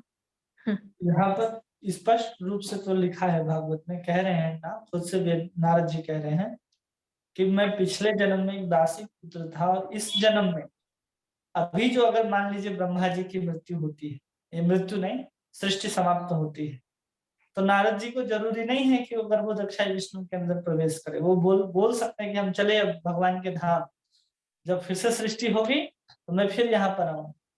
वो नारद जी के पास सामर्थ्य है। तो जी पिछले कल्प में जब उदासी पुत्र थे, और फिर उन्हें शरीर छोड़ने के बाद नया पार्षद स्वरूप धारण करके इस कल्प में नारद जी के स्वरूप में प्रकट हुए। पिछले ही जन्म में वो नारद नहीं बन गए, पिछले जन्म में तो अभी हम लोग पढ़े ना कि कैसे उन्होंने तपस्या की, कैसे भगवान का दर्शन हुआ, कैसे फिर विचरण करते रहे, कैसे उनके अंदर जो कलमश बचे थे उसको धोया गया। फिर उसके बाद जब ब्रह्मा जी की जब सृष्टि समाप्त करते हैं और ब्रह्मा जी जब अंदर प्रवेश करते, उस समय नारद जी प्रवेश करके फिर आए। अभी तो एक कल्प चल ही रहा है जब नारद जी नारद जी के स्वरूप में पार्षद तत्व को प्राप्त करके हम सबके ऊपर कृपा कर रहे हैं। तो अभी कल्प चल ही रहा है, अभी कल्प जब समाप्त हो जाएगा तब नारद जी की कोई जरूरी नहीं है कि नारद जी पुनः गर्भोदक्षाई विष्णु के अंदर प्रवेश करे या सब सृष्टि समाप्त हो तो वो भी अपने आप को नष्ट करे, ये कोई जरूरी नहीं है। वो भगवत धाम जा करके कोई भी लोक में कहीं भी वो रह सकते हैं, वहां कुछ क्षण ही रहेंगे तो यहाँ का समय बीत जाता है, तो बहुत बड़ा प्रभाव नहीं है, वो नारद जी की इच्छा के ऊपर है। तो वहां समय का बहुत ज्यादा फर्क नहीं है, इसलिए आपको लग रहा है कि वो तो भगवत धाम जा सकते थे, तो फिर उन्होंने गर्भोदक्षाई विष्णु के अंदर क्यों प्रवेश करना निश्चय किया। उस समय प्रवेश करना ही पड़ता क्योंकि उसी समय उनके शरीर जो है समाप्त होता और फिर पार्षद तत्व के रूप में पार्षद शरीर को प्राप्त करके जन्म लेते। तो इसलिए उन्होंने उस समय उनको जाना ही पड़ेगा, इसलिए वो वहां पर गए। लेकिन इस कल्प में वो तो नारद उस सच्चिदानंद देह को प्राप्त कर चुके हैं, नारद जी के उस स्वरूप में है वो। तो अब जो संसार की जैसे ही लीला समाप्त होगी, संसार लीला, तो नारद जी को पुनः उसके अंदर प्रवेश नहीं करना पड़ेगा। नारद जी कोई भी धाम में, कोई भी वैकुंठ में कहीं भी जाकर के निवास कर सकते हैं, और पुनः जब सृष्टि कर लेंगे ब्रह्मा जी तो फिर से आ जाएंगे। ठीक है। हाँ हाँ जी, ये समझ आया अब कि मतलब अब जो जैसे इस श्लोक में है तो ब्रह्मांड में है, तो अब दोबारा से अगर ऐसा हुआ तो वो नहीं जाएंगे। हाँ, वो दासी हाँ, पुत्र जो नारद जी बने थे उनके लिए तो पॉसिबल है कि एक बार के लिए वो चले गए होंगे, लुप्त हो गए होंगे, फिर दोबारा से उनका प्राकट्य हुआ। हाँ, ये हाँ। समझ। क्योंकि ठीक। अब जो उनका प्राकट्य है वो तो किसी माता के गर्भ से नहीं हुआ ना, तो सीधा जन्म लेते हैं, भगवान के अंदर से ही बाहर निकलते हैं, जैसे ब्रह्मा आदि निकलते हैं ना, वैसे ब्रह्मा जी के बाद ये नारद और अंगिरा मरुति वैसे ही निकलते हैं। ये भक्त अवतार होने के कारण भी, भक्त स्वरूप होने के कारण इनको फिर से उस अच्छा प्रभु जी, अव्यक्त एक व्यक्त में जाना नहीं पड़ेगा, जो गीता में कहते एक हैं ना व्यक्त। हाँ माता जी बोलिए। अव्यक्तम हाँ, समझ आ। हाँ हम्म, ठीक है। फिर एक प्रभु जी और चीज कि जैसे परमात्मा है, भगवान है, और परमात्मा, भगवान और ब्रह्म, है ना। जो परमात्मा है, जो हमारे भी मतलब हर जीव के अंदर साक्षी रूप में है, उनका कोई धाम नहीं होता। नहीं, उनका कोई धाम नहीं होता, लेकिन जो इसी ब्रह्मांड के अंदर क्षीरोदक्षाई विष्णु है ना, जिसमें आप लोग देखें ना बहुत सारे देवी देवता वहां पहुंच जाते हैं और समुद्र हम्म के किनारे खड़े हम्म होकर के स्तुति करते हैं, तो हम्म हम्म हम्म। क्षीरोदक्षाई विष्णु ही हमारे हृदय में परमात्मा के स्वरूप में रहते हाँ जी, तो उनका प्रॉपर कोई धाम, कोई स्थान ऐसा वो तो नहीं है कि जो उसकी मतलब परमात्मा रूप की कोई वो करेगा, सेवा करेगा या उनको कोई पूजा करेगा तो वो उनके धाम तक पहुंच जाएगा, ऐसा तो नहीं है प्रभु जी। हैं। कोई ब्रह्म तत्व का भी उपासना करेगा और हम्म। परमात्मा तत्व का, तो भी उसे निराकार ब्रह्म की ही प्राप्ति होगी। हाँ, मतलब वही निराकार ब्रह्म, मतलब जैसे एक समुद्र में अगर भगवान है, शिरोदक्षाई भगवान, तो हाँ उसी समुद्र में विलीन हो जाना, मतलब प्रॉपर उनका जैसे भगवान कृष्ण का धाम है, पर सॉरी, ये ब्रह्म एक विष्णु, हाँ विष्णु भगवान का बैकुंठ धाम है, भगवान का धाम है गोलोक धाम। तो मतलब इन जैसे शिव धाम है, ये इन स्थानों पे तो नहीं पहुंच पाएगा ना। नहीं, इसलिए नहीं पहुंच पाएगा क्योंकि उस परमात्मा को भी वो ये ज्ञान मार्ग से पूजना चाहता है। वो समझता है कि उस निराकार तत्व ही साकार रूप में है, इसलिए वो भगवान के धाम नहीं जा पाता। और जब वही परमात्मा को हम साकार रूप में जानने लग जाएंगे और वही भगवान विष्णु को हम ध्यान करेंगे, तब हम वैकुंठ लोग जा सकते हैं भक्ति के माध्यम ठीक है, थैंक यू प्रभु जी। अभी थैंक थैंक यू यू। बहुत बहुत प्रभु जी।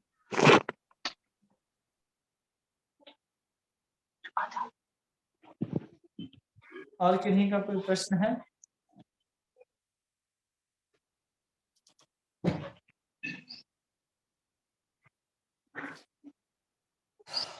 निशा माता जी कुछ कहना चाह रही थी?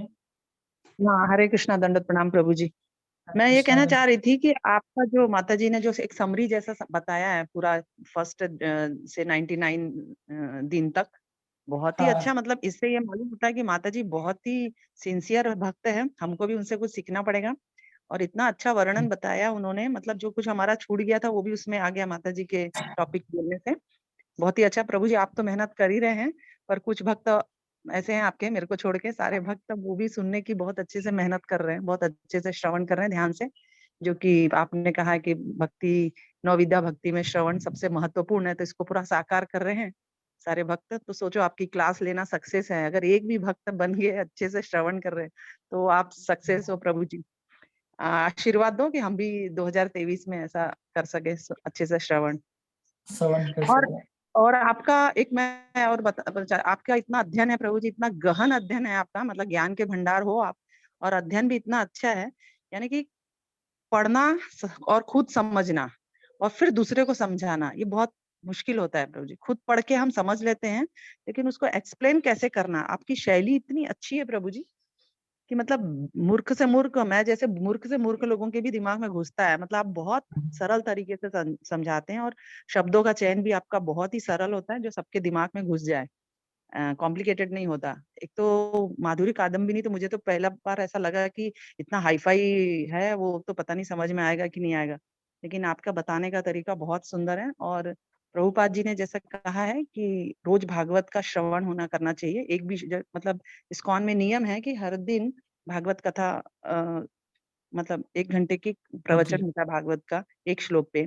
तो हम मंदिर तो रोज नहीं जा सकते प्रभु जी, पर आपके माध्यम से हम प्रभुपाद जी के आज्ञा का पालन कर रहे हैं, कम से कम रोज, मतलब अब 100 दिन हो जाएंगे कल, तो हम 99 दिन तक आपके द्वारा, आप माध्यम हो कि जो हमें रोज 1 श्लोक 2 श्लोक का, मतलब रोज भागवत, हम नित्यम भागवत सेव्या, ये हो रहा है हमारे साथ। बहुत बहुत धन्यवाद प्रभु जी आपका, ऐसे ही कृपा बनाए रखिए, और 2023 में कुछ ज्यादा ही, मतलब 2022 से ज्यादा कृपा हमको 2023 में चाहिए।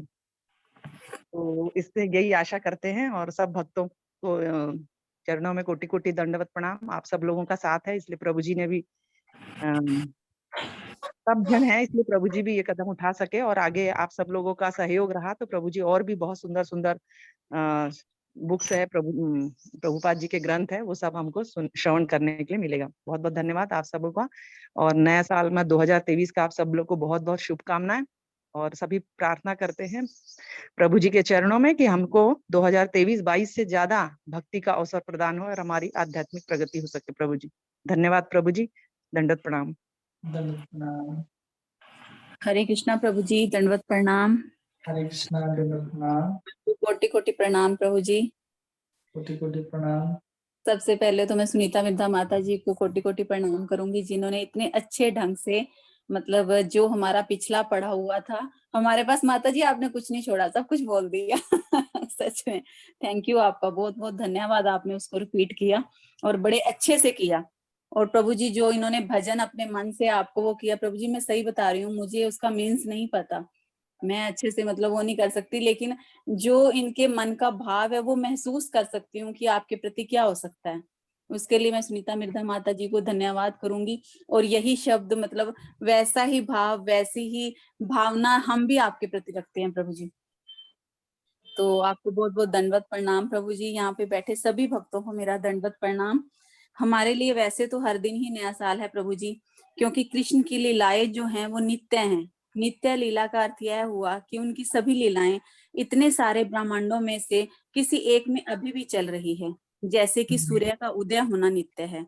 और जो साधु का या भक्तों का संग जो होता है, वह आश्रय हमें काल के जाल से और यम की मार से बचाता है। और प्रभु जी जब से हमने आपका आश्रय लिया है, हमने क्या लिया है, आपका उपकार है कि आपने हमें अपना आश्रय दिया है। अब तो ऐसी स्थिति है प्रभु जी कि जब तक आपके मुख से भगवान की चर्चा सुन ना लें, तब तक अधूरापन सा लगता है। प्रभु जी आपके समझाने में, बोलने में बहुत सरलता और सादगी भरी हुई है। कई बार मुझे बड़ा अजीब सा लगता है प्रभु जी कि हम सब अपने अपने विचार जब आपके सामने रखते हैं, प्रभु जी ऐसा कर लें, प्रभु जी वैसा कर लें, तो आपकी दयालुता देखिए कि किसी को भी नहीं कहकर नहीं कर पाते। आप प्रयत्न करते हैं कि आप सबकी बात रख सको, ऐसी सोच रखते हो आप। भक्ति का सबसे अच्छा भाव है प्रभु जी आपके अंदर, जो आपके अंदर भरा हुआ है। प्रभु जी जैसे भक्ति करने के लिए कई गुण बताए जाते हैं ना, प्रभु जी आप में साफ झलकते हैं वह गुण। जितनी बार प्रश्न करते हैं आपको गुस्सा नहीं आता और बड़ी सरलता से आप जवाब देते हो। प्रभु जी, अब तक जो आपने क्लास दी, जो मैंने पढ़ा, जो मैंने सुना, तो 3 बातें बहुत अच्छे से मेरे जहन में बस गई प्रभु जी, कि सब में भगवान को देखना है और भगवान की कृपा पर अटूट विश्वास करना है और भगवान के नाम का ही अनन्य आश्रय कैसे लेना है। प्रभु जी, ये आपने हमें सिखाया। प्रभु जी, मुझे अब कोई भी व्यक्ति मिलता है ना, तो भगवान को जो जानने की जिज्ञासा करता है, तो मेरे मुख से यही बात निकलती है कि प्रभु जी हमें बहुत अच्छी क्लास देते हैं, प्लीज आप उस क्लास में आइएगा, आपको बहुत अच्छा लगेगा। मतलब अंदर से ही ये शब्द अपने आप ही प्रफुल्लित होके, जैसे इंसान खुश होता है ना कि नहीं आप क्लास में आओगे, मुझे मतलब एक अटल विश्वास है कि कोई भी व्यक्ति आपकी क्लास में आएगा ना, वो कुछ पाए बिना नहीं जा सकता। प्रभु जी कहते हैं ना कि जब किसी संत के पास जाते हैं तो हमेशा रिक्त होकर जाना चाहिए। प्रभु जी, मैं बिल्कुल रिक्त हूँ, इसमें ज्ञान के मोती आपने भरने हैं, मुझे भगवान की भक्ति करने के काबिल आपने बनाना है। मैं दास्य भाव से आपसे प्रार्थना करती हूँ प्रभु जी कि ये ज्ञान के मोती हमारे अंदर भर दीजिए ताकि हम भी अच्छे से भक्ति कर सकें। प्रभु जी, आपका बहुत बहुत बहुत धन्यवाद प्रभु जी, आपको कोटि कोटि प्रणाम। बहुत प्रणाम।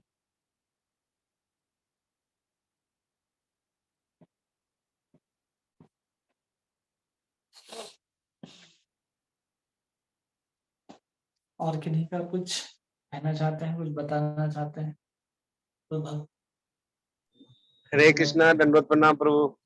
दंडवत प्रणाम। प्रभु, आपका क्लास में से बहुत चीज मेरे को सीखने को मिला, लेकिन कुछ उसका स्मरण कर पा रहा हूँ, कुछ नहीं कर पा रहा हूँ। लेकिन इतना भक्त सुने थे कि आप तो भगवान के पास नहीं जा सकते हैं, लेकिन कोई ऐसा शुद्ध भक्त आपका, जैसा आपका भाव रहेगा, एक दिन वो आपको भगवान जरूर मिलाएंगे। और आपको भगवान ने आपको मेरे को दिए, क्योंकि नाम के ऊपर पहले मैं इतना आश्रित नहीं था, लेकिन आपका जब वाणी सुना तो मेरे को वो चीज अनुभव हो गया प्रभु। और छोटा मुंह अपना बात तो मैं बोल नहीं सकता, इतना हमको शर्मन शक्ति नहीं है प्रभु। कुछ सुनता हूँ, कुछ स्मरण आता है, कुछ नहीं आ पाता। आपसे मैं कुछ क्वेश्चन पूछने लायक भी नहीं हूँ, खाली बस भगवान से प्रार्थना करता हूँ, आपका आशीर्वाद मांगता हूँ कि मैं किसी तरह से, मैं अच्छी तरह से मैं श्रवण कर सकूं बस। और 2022 की अपेक्षा 2023 में अच्छी से हम भक्ति भाव और जो भी सेवा है मैं कर सकूं करूं।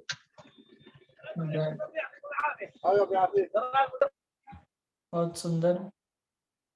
और किन्हीं को कुछ कहना है? सुमन, सुनमाई, तंती, नरेंद्र प्रभु कुछ कहना चाहते हैं? हरे कृष्णा प्रभु जी, दंडवत प्रणाम। हरे कृष्णा, दंडवत प्रणाम।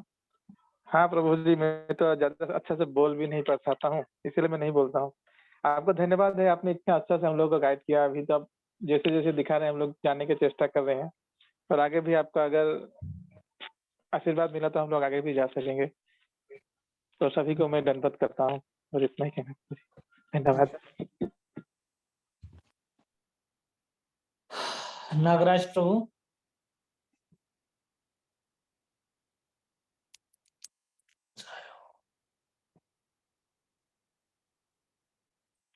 सबने कह लिया? नागराज प्रभु कुछ कहना है?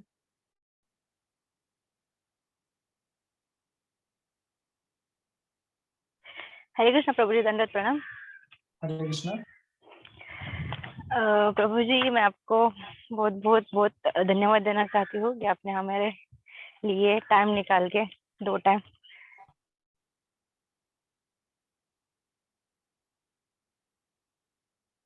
हरे कृष्ण, आवाज आ रही है? हाँ आ रही, बोलिए। हाँ, तो मैं आपको बहुत बहुत धन्यवाद देना चाहते हैं कि आपने हमारे लिए टाइम निकाल के 2 टाइम क्लास लेते हो, सुबह एक शाम में एक। और आपको सिर्फ मतलब क्लास नहीं लेना होता है, उसके पहले पढ़ना भी होता है, समझना होता है, और फिर आप क्लास देते हो। तो हमें पता है कि आप बहुत ज्यादा टाइम अपना इसमें स्पेंड करते हो कि पहले खुद पढ़ो, समझो और फिर लोगों को समझाओ, या फिर जो भी भक्त रहते हैं उनके जो भी सवाल रहते हैं। मैंने देखा है कि जो भी आपके क्लास में क्वेश्चंस करते हो वो डाइवर्स क्वेश्चन रहते हैं, जरूरी नहीं कि वो आपके टॉपिक के रिलेटेड ही हो या फिर भागवतम की रिलेटेड हो, और आप सबका आंसर बहुत अच्छे से दे देते हैं। तो हमें पता है कि आपने पहले भी बहुत कुछ पढ़ा है, जाना है, समझा है, इसलिए आप इतना कर सकते हो। और हम चाहते हैं कि आपका संग हमें ऐसे ही हमेशा बना रहे, ताकि हमारे आपके पास जितना भी नॉलेज है उतना उसका एटलीस्ट 1% हमारी जिंदगी में आ जाए, हम समझ पाए, ताकि हम भी थोड़ी बहुत भक्ति में प्रगति कर सके। और हमारे भक्ति की जो भी प्रगति हुई है लास्ट 1.5-2 साल में लेके देखा गया, तो उसका ज्यादातर श्रेय हम आपको देना चाहते हैं। आप नहीं होते तो शायद हम भक्ति के स्तर पे नहीं होते। और अभी भी आपके जितने जो क्लासेस हम सुनते हैं, समझते हैं, बहुत सारी चीजें हमें तभी याद नहीं रहती, वो बात सही है, पर जब भी हमें कोई चीज पूछता है ना, आपकी बातें हमें याद आती है और हम उनको आंसर कर पाते हैं। जरूरी नहीं कि सब टाइम मतलब हम कुछ ऐसे याद करने के कि कल क्या पढ़ाया, परसों क्या पढ़ाया, हमें याद नहीं आता है। पर जब भी कोई ऐसा ये इंसिडेंट होता है, या फिर उसके तब उस टाइम पे क्या करना चाहिए, या फिर किसी ने कोई क्वेश्चन कर दिया तो उसके लिए क्या आंसर करना चाहिए, ऐसे होता है तब हमें आपकी बातें याद आती है और हम अच्छे से आंसर कर पाते हैं उस चीज के लिए।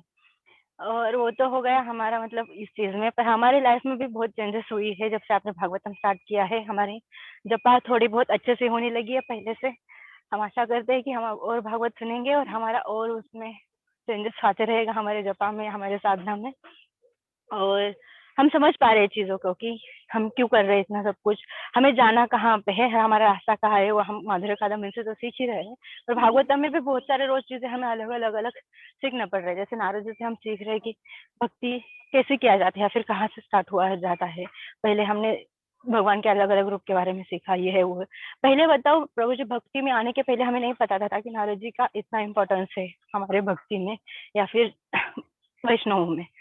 जैसे कि आपने भी बताया कि नारद जी को बहुत हल्के में लिया जाता है, पर अगर नारद जी की कृपा रहे तो एक छोटा सा भक्त भी बहुत बड़ा कुछ मतलब बड़ा भक्त बन सकता है, भगवान की प्राप्ति कर सकता है। वो भी चीज हमें आपसे ही पता चली। ऐसे बहुत सारी चीजें हैं जो हमने आपसे सीखी है, जो अभी हम बता नहीं सकते, इसलिए हम आपको कोटि कोटि धन्यवाद देते हैं उसके लिए। थैंक यू सो मच प्रभु जी, हमें भागवत संघ का क्लास देने के लिए। और सभी भक्तों का भी दंडवत प्रणाम और सभी भक्तों का भी धन्यवाद देती हूँ, क्योंकि उनकी वजह से ही प्रभु जी क्लास दे पड़े। प्रभु जी को इतना क्वेश्चन आंसर्स करते हैं लोग, इसलिए प्रभु जी को और उत्साह आता है, प्रभु जी और पढ़ाते हैं और अलग अलग चीजें बताते हैं, इसलिए हम सबको धन्यवाद देना चाहते हैं।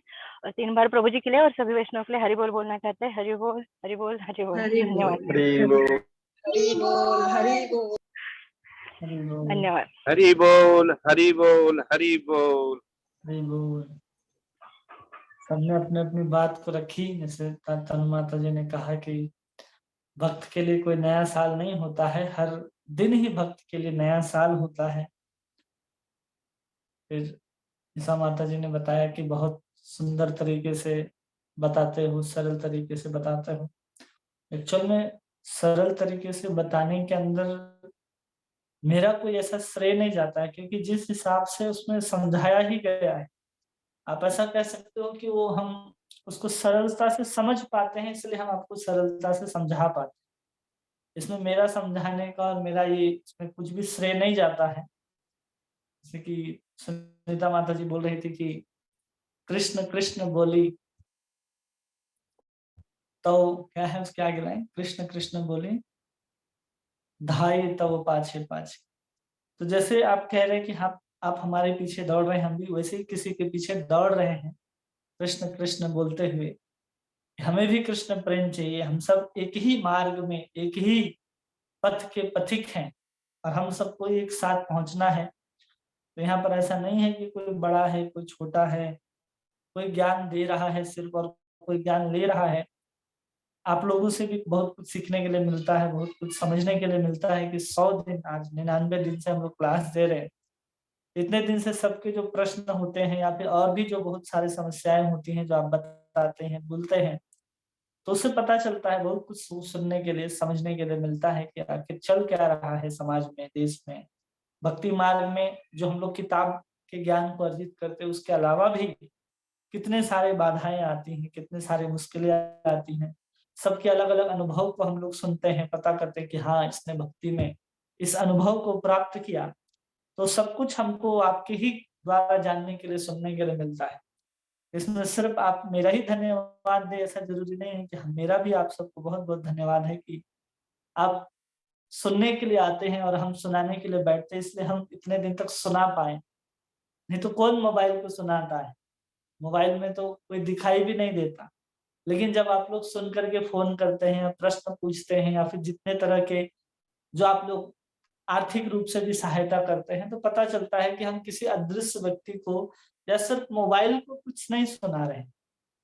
और ये सुनने के बाद अनुभव होता है कि जो हम काम कर रहे हैं, जो भी भगवान प्रभुपाद की कृपा से सेवा मिली है, उस सेवा का परिणाम स्वरूप कोई तो भगवान की भक्ति में किसी न किसी माध्यम से जुड़ रहा है, या लोग जो जुड़े हुए हैं, वो किसी न किसी माध्यम से भगवान की भक्ति की ओर आगे बढ़ रहे हैं, कि भगवान के प्रति भावना जो है और पुष्ट हो रही है। तो ये सब जो है वो केवल और केवल प्रभुपाद जी की कृपा से जो हमें सेवा मिली है, उस सेवा को ही हम प्रयत्न करते हैं कि हम कर पाएँ। उसमें आप लोगों का ही सहयोग है कि आप लोगों ने ही बहुत सारे रूप से सहायता किया है कि आप श्रवण करने आते हैं। तब जाकर के आप श्रवण करते हैं, आप उसको श्रवण करके अपने भक्ति को पुष्ट कर रहे हैं, और हम उसको गा करके, कीर्तन करके हम अपने भक्ति को पुष्ट कर रहे हैं। शुद्धि आपका भी हो रहा है, शुद्धि हमारा भी हो रहा है। इसलिए हम लोग एक ही राह में चलने वाले राहगीर हैं। ऐसा नहीं सोचना है कोई बड़े हैं, कोई छोटे हैं। बस हम भी किसी के पीछे-पीछे चल रहे हैं, वैसे आप लोगों को भी किसी के पीछे-पीछे चलना है।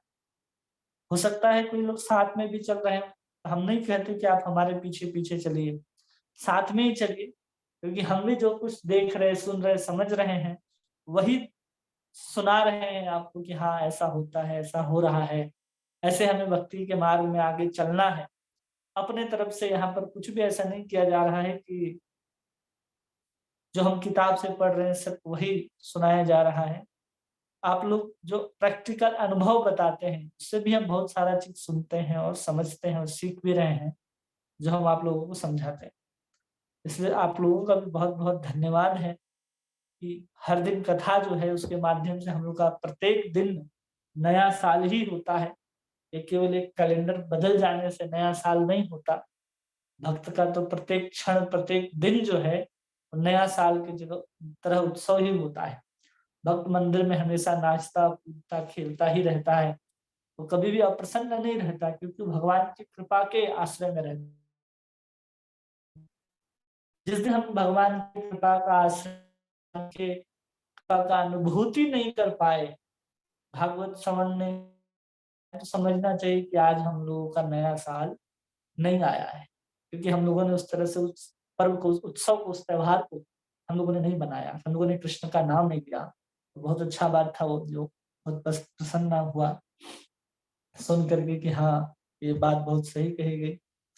और सबने बहुत अच्छी-अच्छी बातों को कहा कि पूरे की पूरे एक-एक जो हमने पढ़ाया, उसको लेकर के सुनीता माता जी ने बहुत विस्तार से समझा दिया कि हाँ, आज तक शुरू से अब तक हमने क्या-क्या पढ़ाया है।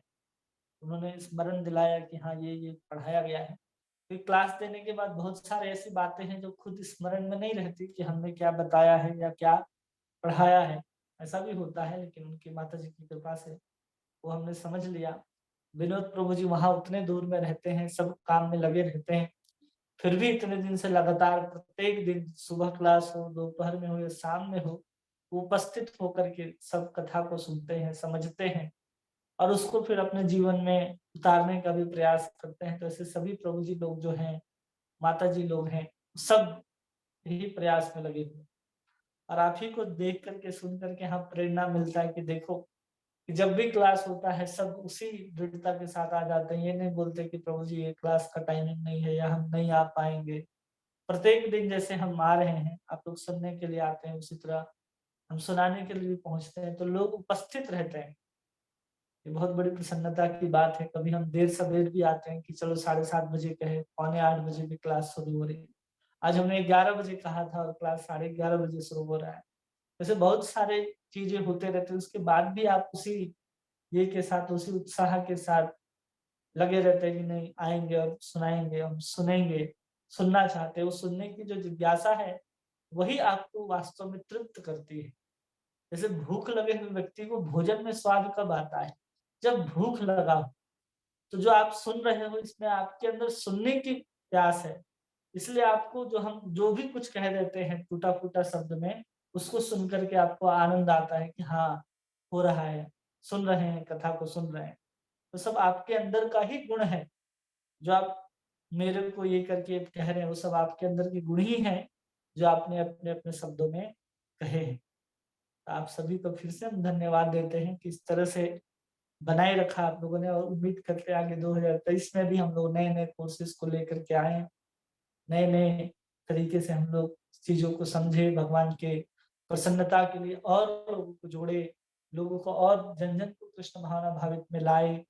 गीता हो, भागवत हो, चैतन्य चरितामृत हो, सब ग्रंथ जो प्रभुपाद जी ने लिखे हैं, उन सबको बारंबार अध्ययन करने का हम लोगों को अवसर मिले। तो यही चाहते हैं, और हमारी भक्ति जो है 2023 में एक नए मुकाम पर, नए माइलस्टोन तक पहुंचे, जहां पर हम अब तक नहीं पहुंच पाए हैं, या फिर जहां तक हम लोग पहुंचे हैं उससे आगे हम लोग 2023 में जाएं। जो विषयों के जो तृष्णाएं हैं, वो तृष्णा धीरे धीरे कम हो, और विषय की तृष्णा की जगह हमारे और आपके अंदर भगवान कृष्ण वो स्थान को ग्रहण कर ले, ताकि हमारी जो तृष्णा संसार के प्रति है, वो कृष्णा के प्रति समर्पित हो जाए, और हम संसार में जो भाग रहे हैं इधर से उधर, हम उसको भागना दौड़ना सबको बंद करके एकांत भाव से भगवान का स्मरण करते हुए अपने जीवन को पूर्णता की ओर ले जा सके, जिसमें किसी प्रकार का व्यवधान ना हो, किसी प्रकार का संशय ना हो, किसी प्रकार का भागा दौड़ी ना हो, मन के अंदर भी और मन के बाहर भी। शारीरिक रूप से हम लोग बहुत भागते नजर आते हैं, मानसिक रूप से हमें स्थिर रहना है। जैसे राजा रहुगण की हम लोग कथा सुनेंगे आगे 5वें स्कंद में। राजा रहुगण जो है वो जड़ भरत जी को कहता है कि तुम खा पी करके मोटे हो गए हो, और मोटे होने के बाद तुमसे चला नहीं जा रहा। तो वहां पर जो जड़ भरत है वो उत्तर देते हैं कि हमारा इसमें कोई भी स्थान नहीं है कि हम बड़े हुए हैं या हम मोटे हुए हैं और हम चले। ये सब सब सब क्या है, सब शरीर का खेल है। ये शरीर मोटा या पतला होता है, वास्तव में आत्मा न शरीर, आत्मा जो है वो मोटा पतला नहीं होती। आत्मा एक स्थान से दूसरे स्थान तक नहीं जाती, वो तो शरीर के अंदर ही बैठी रहती है, और शरीर एक स्थान से दूसरे स्थान तक जाता है।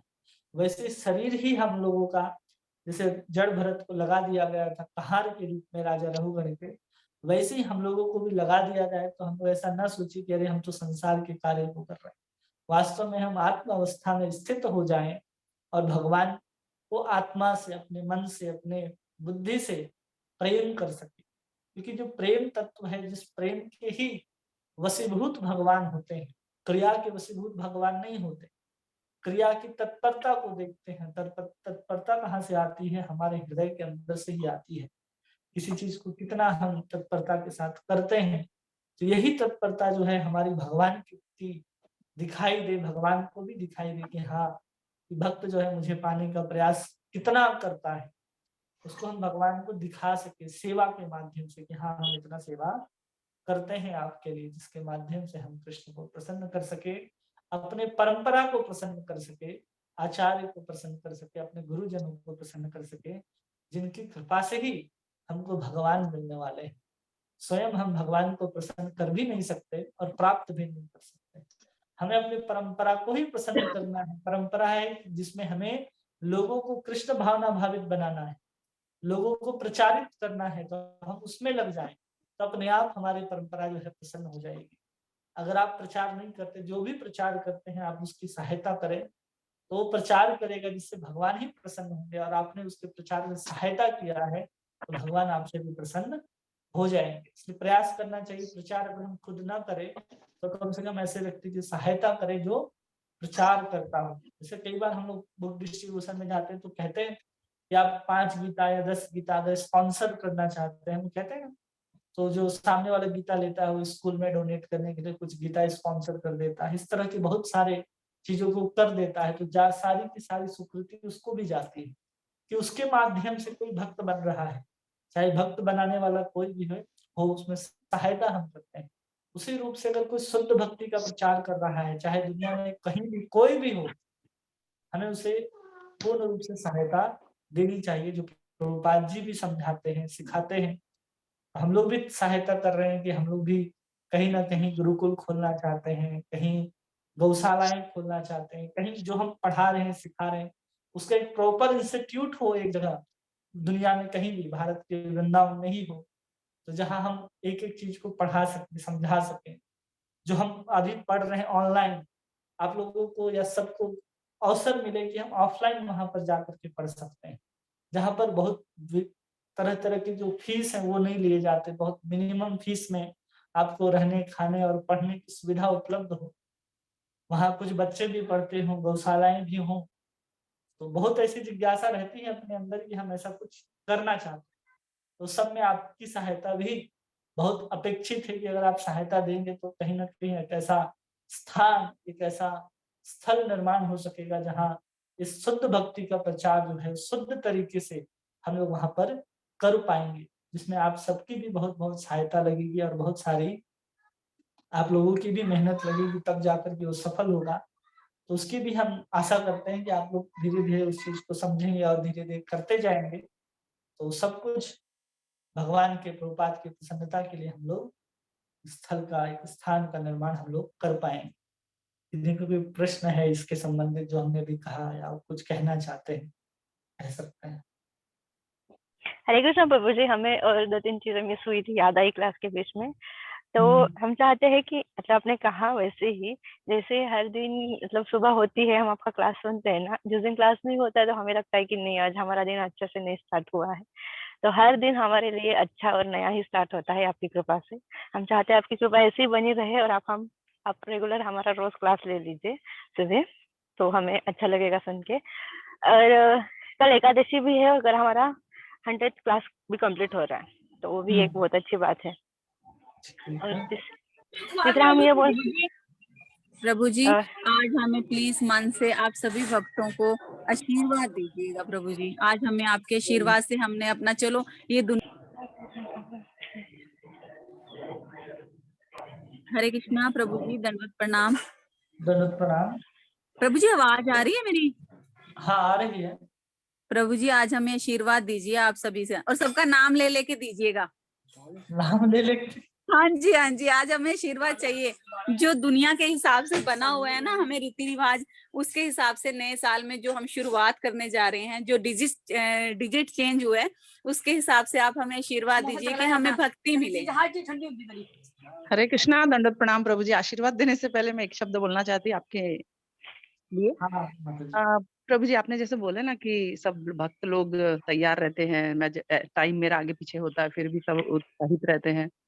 तो प्रभु जी हम लोग प्यासे हैं, और आप जो भगवान की कथा रूपी अमृत का पान करा रहे हैं, तो हम तो लालायित हैं, लालायित थे, लालायित हैं और हमेशा लालायित रहेंगे ही प्रभु जी।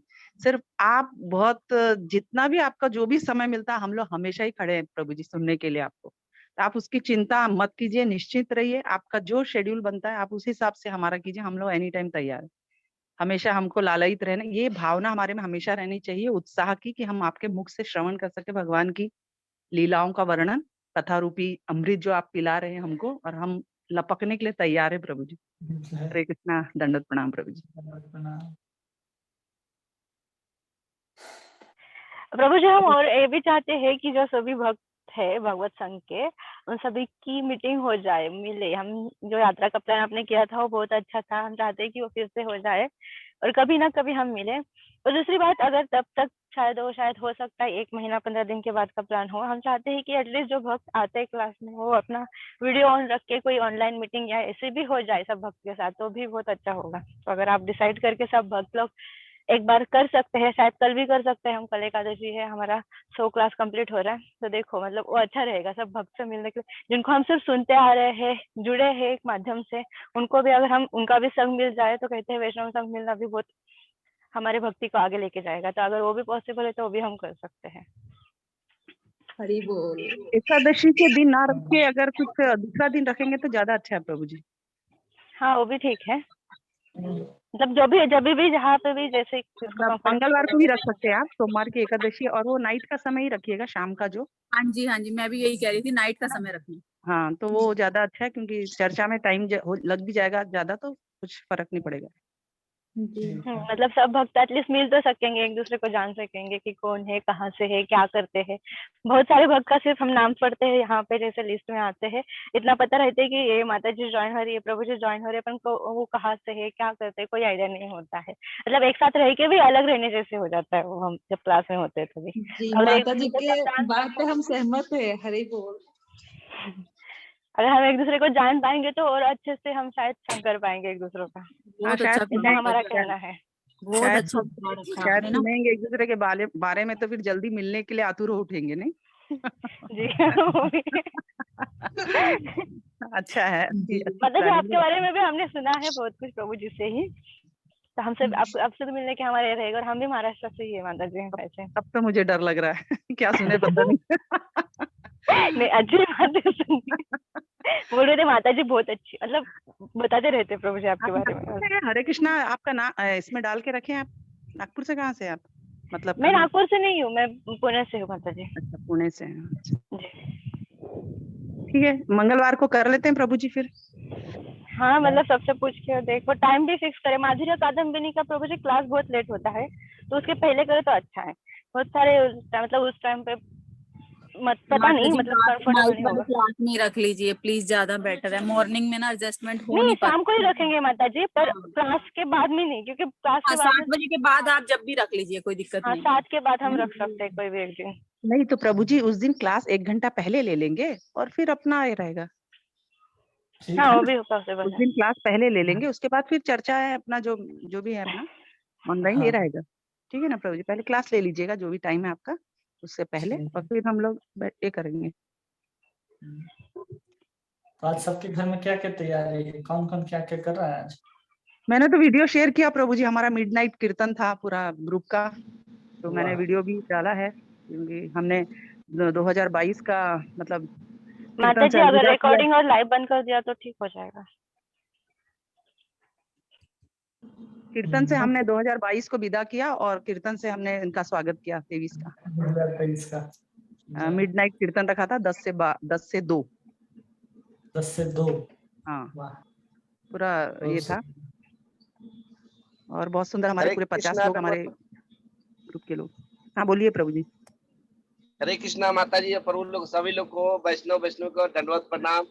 मैं आप लोग से भीख मांगता हूँ, और आप लोग का चरण का धूली मैं अपना परिवार के लिए, पूरा परिवार के लिए मांगता हूँ, क्योंकि मैं तो हार गया हूँ, लेकिन आप लोग का आशीर्वाद के द्वारा संगीता जो है अभी आपके लोग के क्लास में सानिध्य में रहती है, लेकिन अभी तक उन्होंने अपना मुखार बिंद से कुछ नहीं बोले हैं, और हमारे बच्चे लोग भी तो कोई कभी माला करते कभी नहीं करते हैं, इसलिए नया साल में आप लोग को सभी को चरण धूली मांगता हूँ, जिसमें उन लोग भगवान का नाम का आश्रय ले सके, इस तरह करके आपसे प्रार्थना करता हूँ। विनोद प्रभु जी दंडवत प्रणाम। विनोद प्रभु जी आपके ना, आपकी माता जी को, उनको सॉरी माता जी बोला गया, उनको हम जरूर प्रयास करेंगे, वो जरूर बोलेंगे, देखना आपका जो ये सपना है ना ये जरूर पूरा होगा किसी दिन, जरूर बोलेंगे, वो भगवान का नाम भी बोलेंगे और प्रभु जी के लिए भी बोलेंगे। मैं आशा तो बहुत रखा हूँ माता जी, यही आशा लेके जी रहा हूँ। देखिए भगवान का कृपा और आप लोग का आशीर्वाद, लेकिन अब तो मेरे को अभी मालूम हो गया, पहले भक्त लोग से सुने थे कि नहीं, भक्ति कोई भक्ति ही दे सकता है, लेकिन यह अभी हमारे जो प्रभु जी दे रहे हैं भागवत क्लास, इससे अनुभव हो गया कि वो एक आज नहीं कल नहीं परसों भक्त जरूर बनेंगे। और यहाँ तक बोले कि दीक्षा तभी होगा प्रभु जब तक आप अपना जीवन सांगनी को आप भक्त नहीं, क्योंकि उनके हाथ से आप प्रसाद खाएंगे, कम से कम उनको माला करने बोलिए। इसके लिए आप देखिए कब हमारा गुरु का कृपा और हमारा आप लोग का आशीर्वाद मिलता है, और दीक्षा कब होता है। हो जाएगा, जब चाहेंगे तब हो जाएगा। चाहने तो ठीक है प्रभु, लेकिन हम ले लिए और हम उसका पालन नहीं करेंगे, वो तो विरुद्ध होना चाहिए प्रभु, यही बात है ना।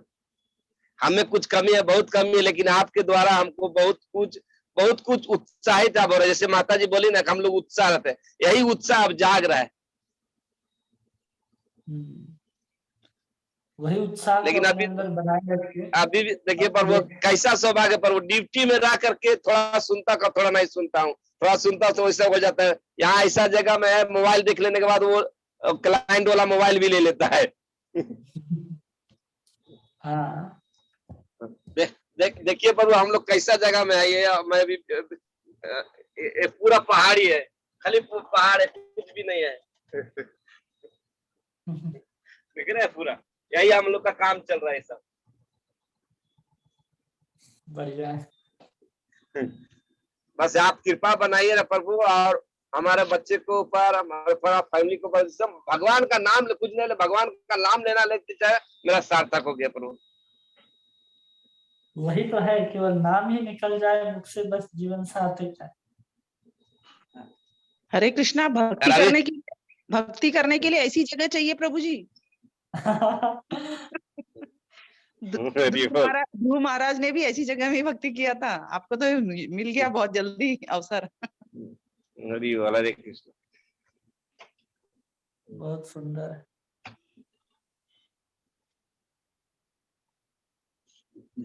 कल का कोर्ट में जय पताका स्वामी महाराज का आए थे, बोले थे देखिए बुक बुक बांटने के लिए बोले हैं। क्यों बोले हैं? एक भक्त अमेरिका में एक बुक दिए थे, वैसे बुक पढ़ा हुआ, लेकिन उसका एक कोई बच्चा आया, बच्चा आने के बाद जब पढ़ने लगे उसका पूरा परिवार कृष्ण भक्त हो गए। कल का कोर्ट में जय पताका स्वामी महाराज बताते, मायापुर का अथी में प्रवचन में बता रहे थे। तो इसीलिए किसी को भगवत गीता दीजिए, हो सकता है उसके घर में भगवत गीता जाएगा, आज न कल वो उसका घर में कोई न कोई भक्त होगा। एकदम हम यहाँ पर आए हैं, हम भी बुक डिस्ट्रीब्यूशन करेंगे, सब लोग स्पॉन्सर कीजिए भगवत गीता, ताकि हम भगवत गीता डिस्ट्रीब्यूट कर सकें यहाँ आराम से। नई जगह आए हैं, नया कुछ करना है, कहीं मिल जाए। ठीक है, सबको बुक डिस्ट्रीब्यूट करना है, आप भी कीजिए, हम लोग भी करेंगे। जहां पर जो है बुक डिस्ट्रीब्यूशन कीजिए, अपने पास एक दो छोटी पुस्तक रखिए, कहीं किससे मिलने जाते हैं आप उसको बहुत कुछ नहीं बोल सकते, इतना समय भी नहीं होता और सुनेगा भी।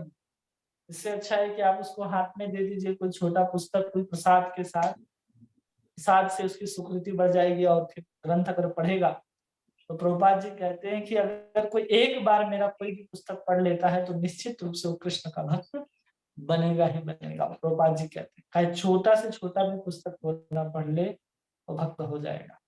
इसलिए प्रभु कौन सा बुक, हरे कृष्णा, प्रभु कौन सा बुक पहले स्टार्टिंग भक्त को देना, जब जैसे स्कूल में बच्चे को देना है, जब स्टार्टिंग में, तो कौन सा बुक पहले देने का प्रभु? कोई भी छोटा बुक, चाहे कृष्ण भावनामृत कृष्ण की ओर है, चाहे एक है हरे कृष्णा चुनौती है, उसको दे सकते हैं, बहुत अच्छा बुक है वो, उसको दे सकते हैं पढ़ने के लिए।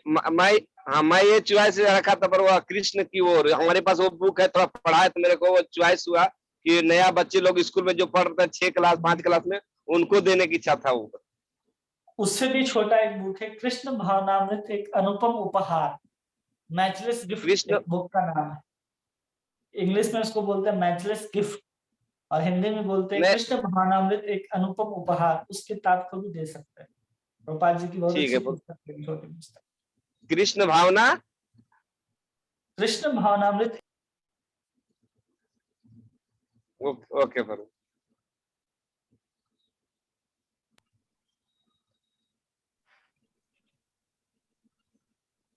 ठीक है प्रभु जी। मंगलवार को जो मीटिंग रखेंगे और उनका अभी से मैसेज डाल दीजिए कि ताकि ज्यादा से ज्यादा भक्त उपस्थित हो सके।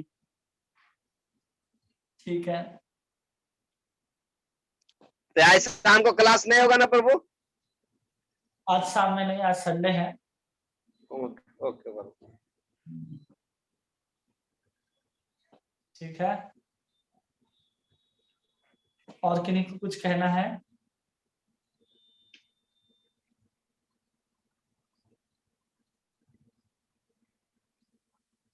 नहीं, चलिए दंडवत प्रणाम प्रभु जी। दंडवत प्रणाम। हरे कृष्णा कृष्ण कृष्ण हरे हरे, हरे राम राम राम हरे हरे।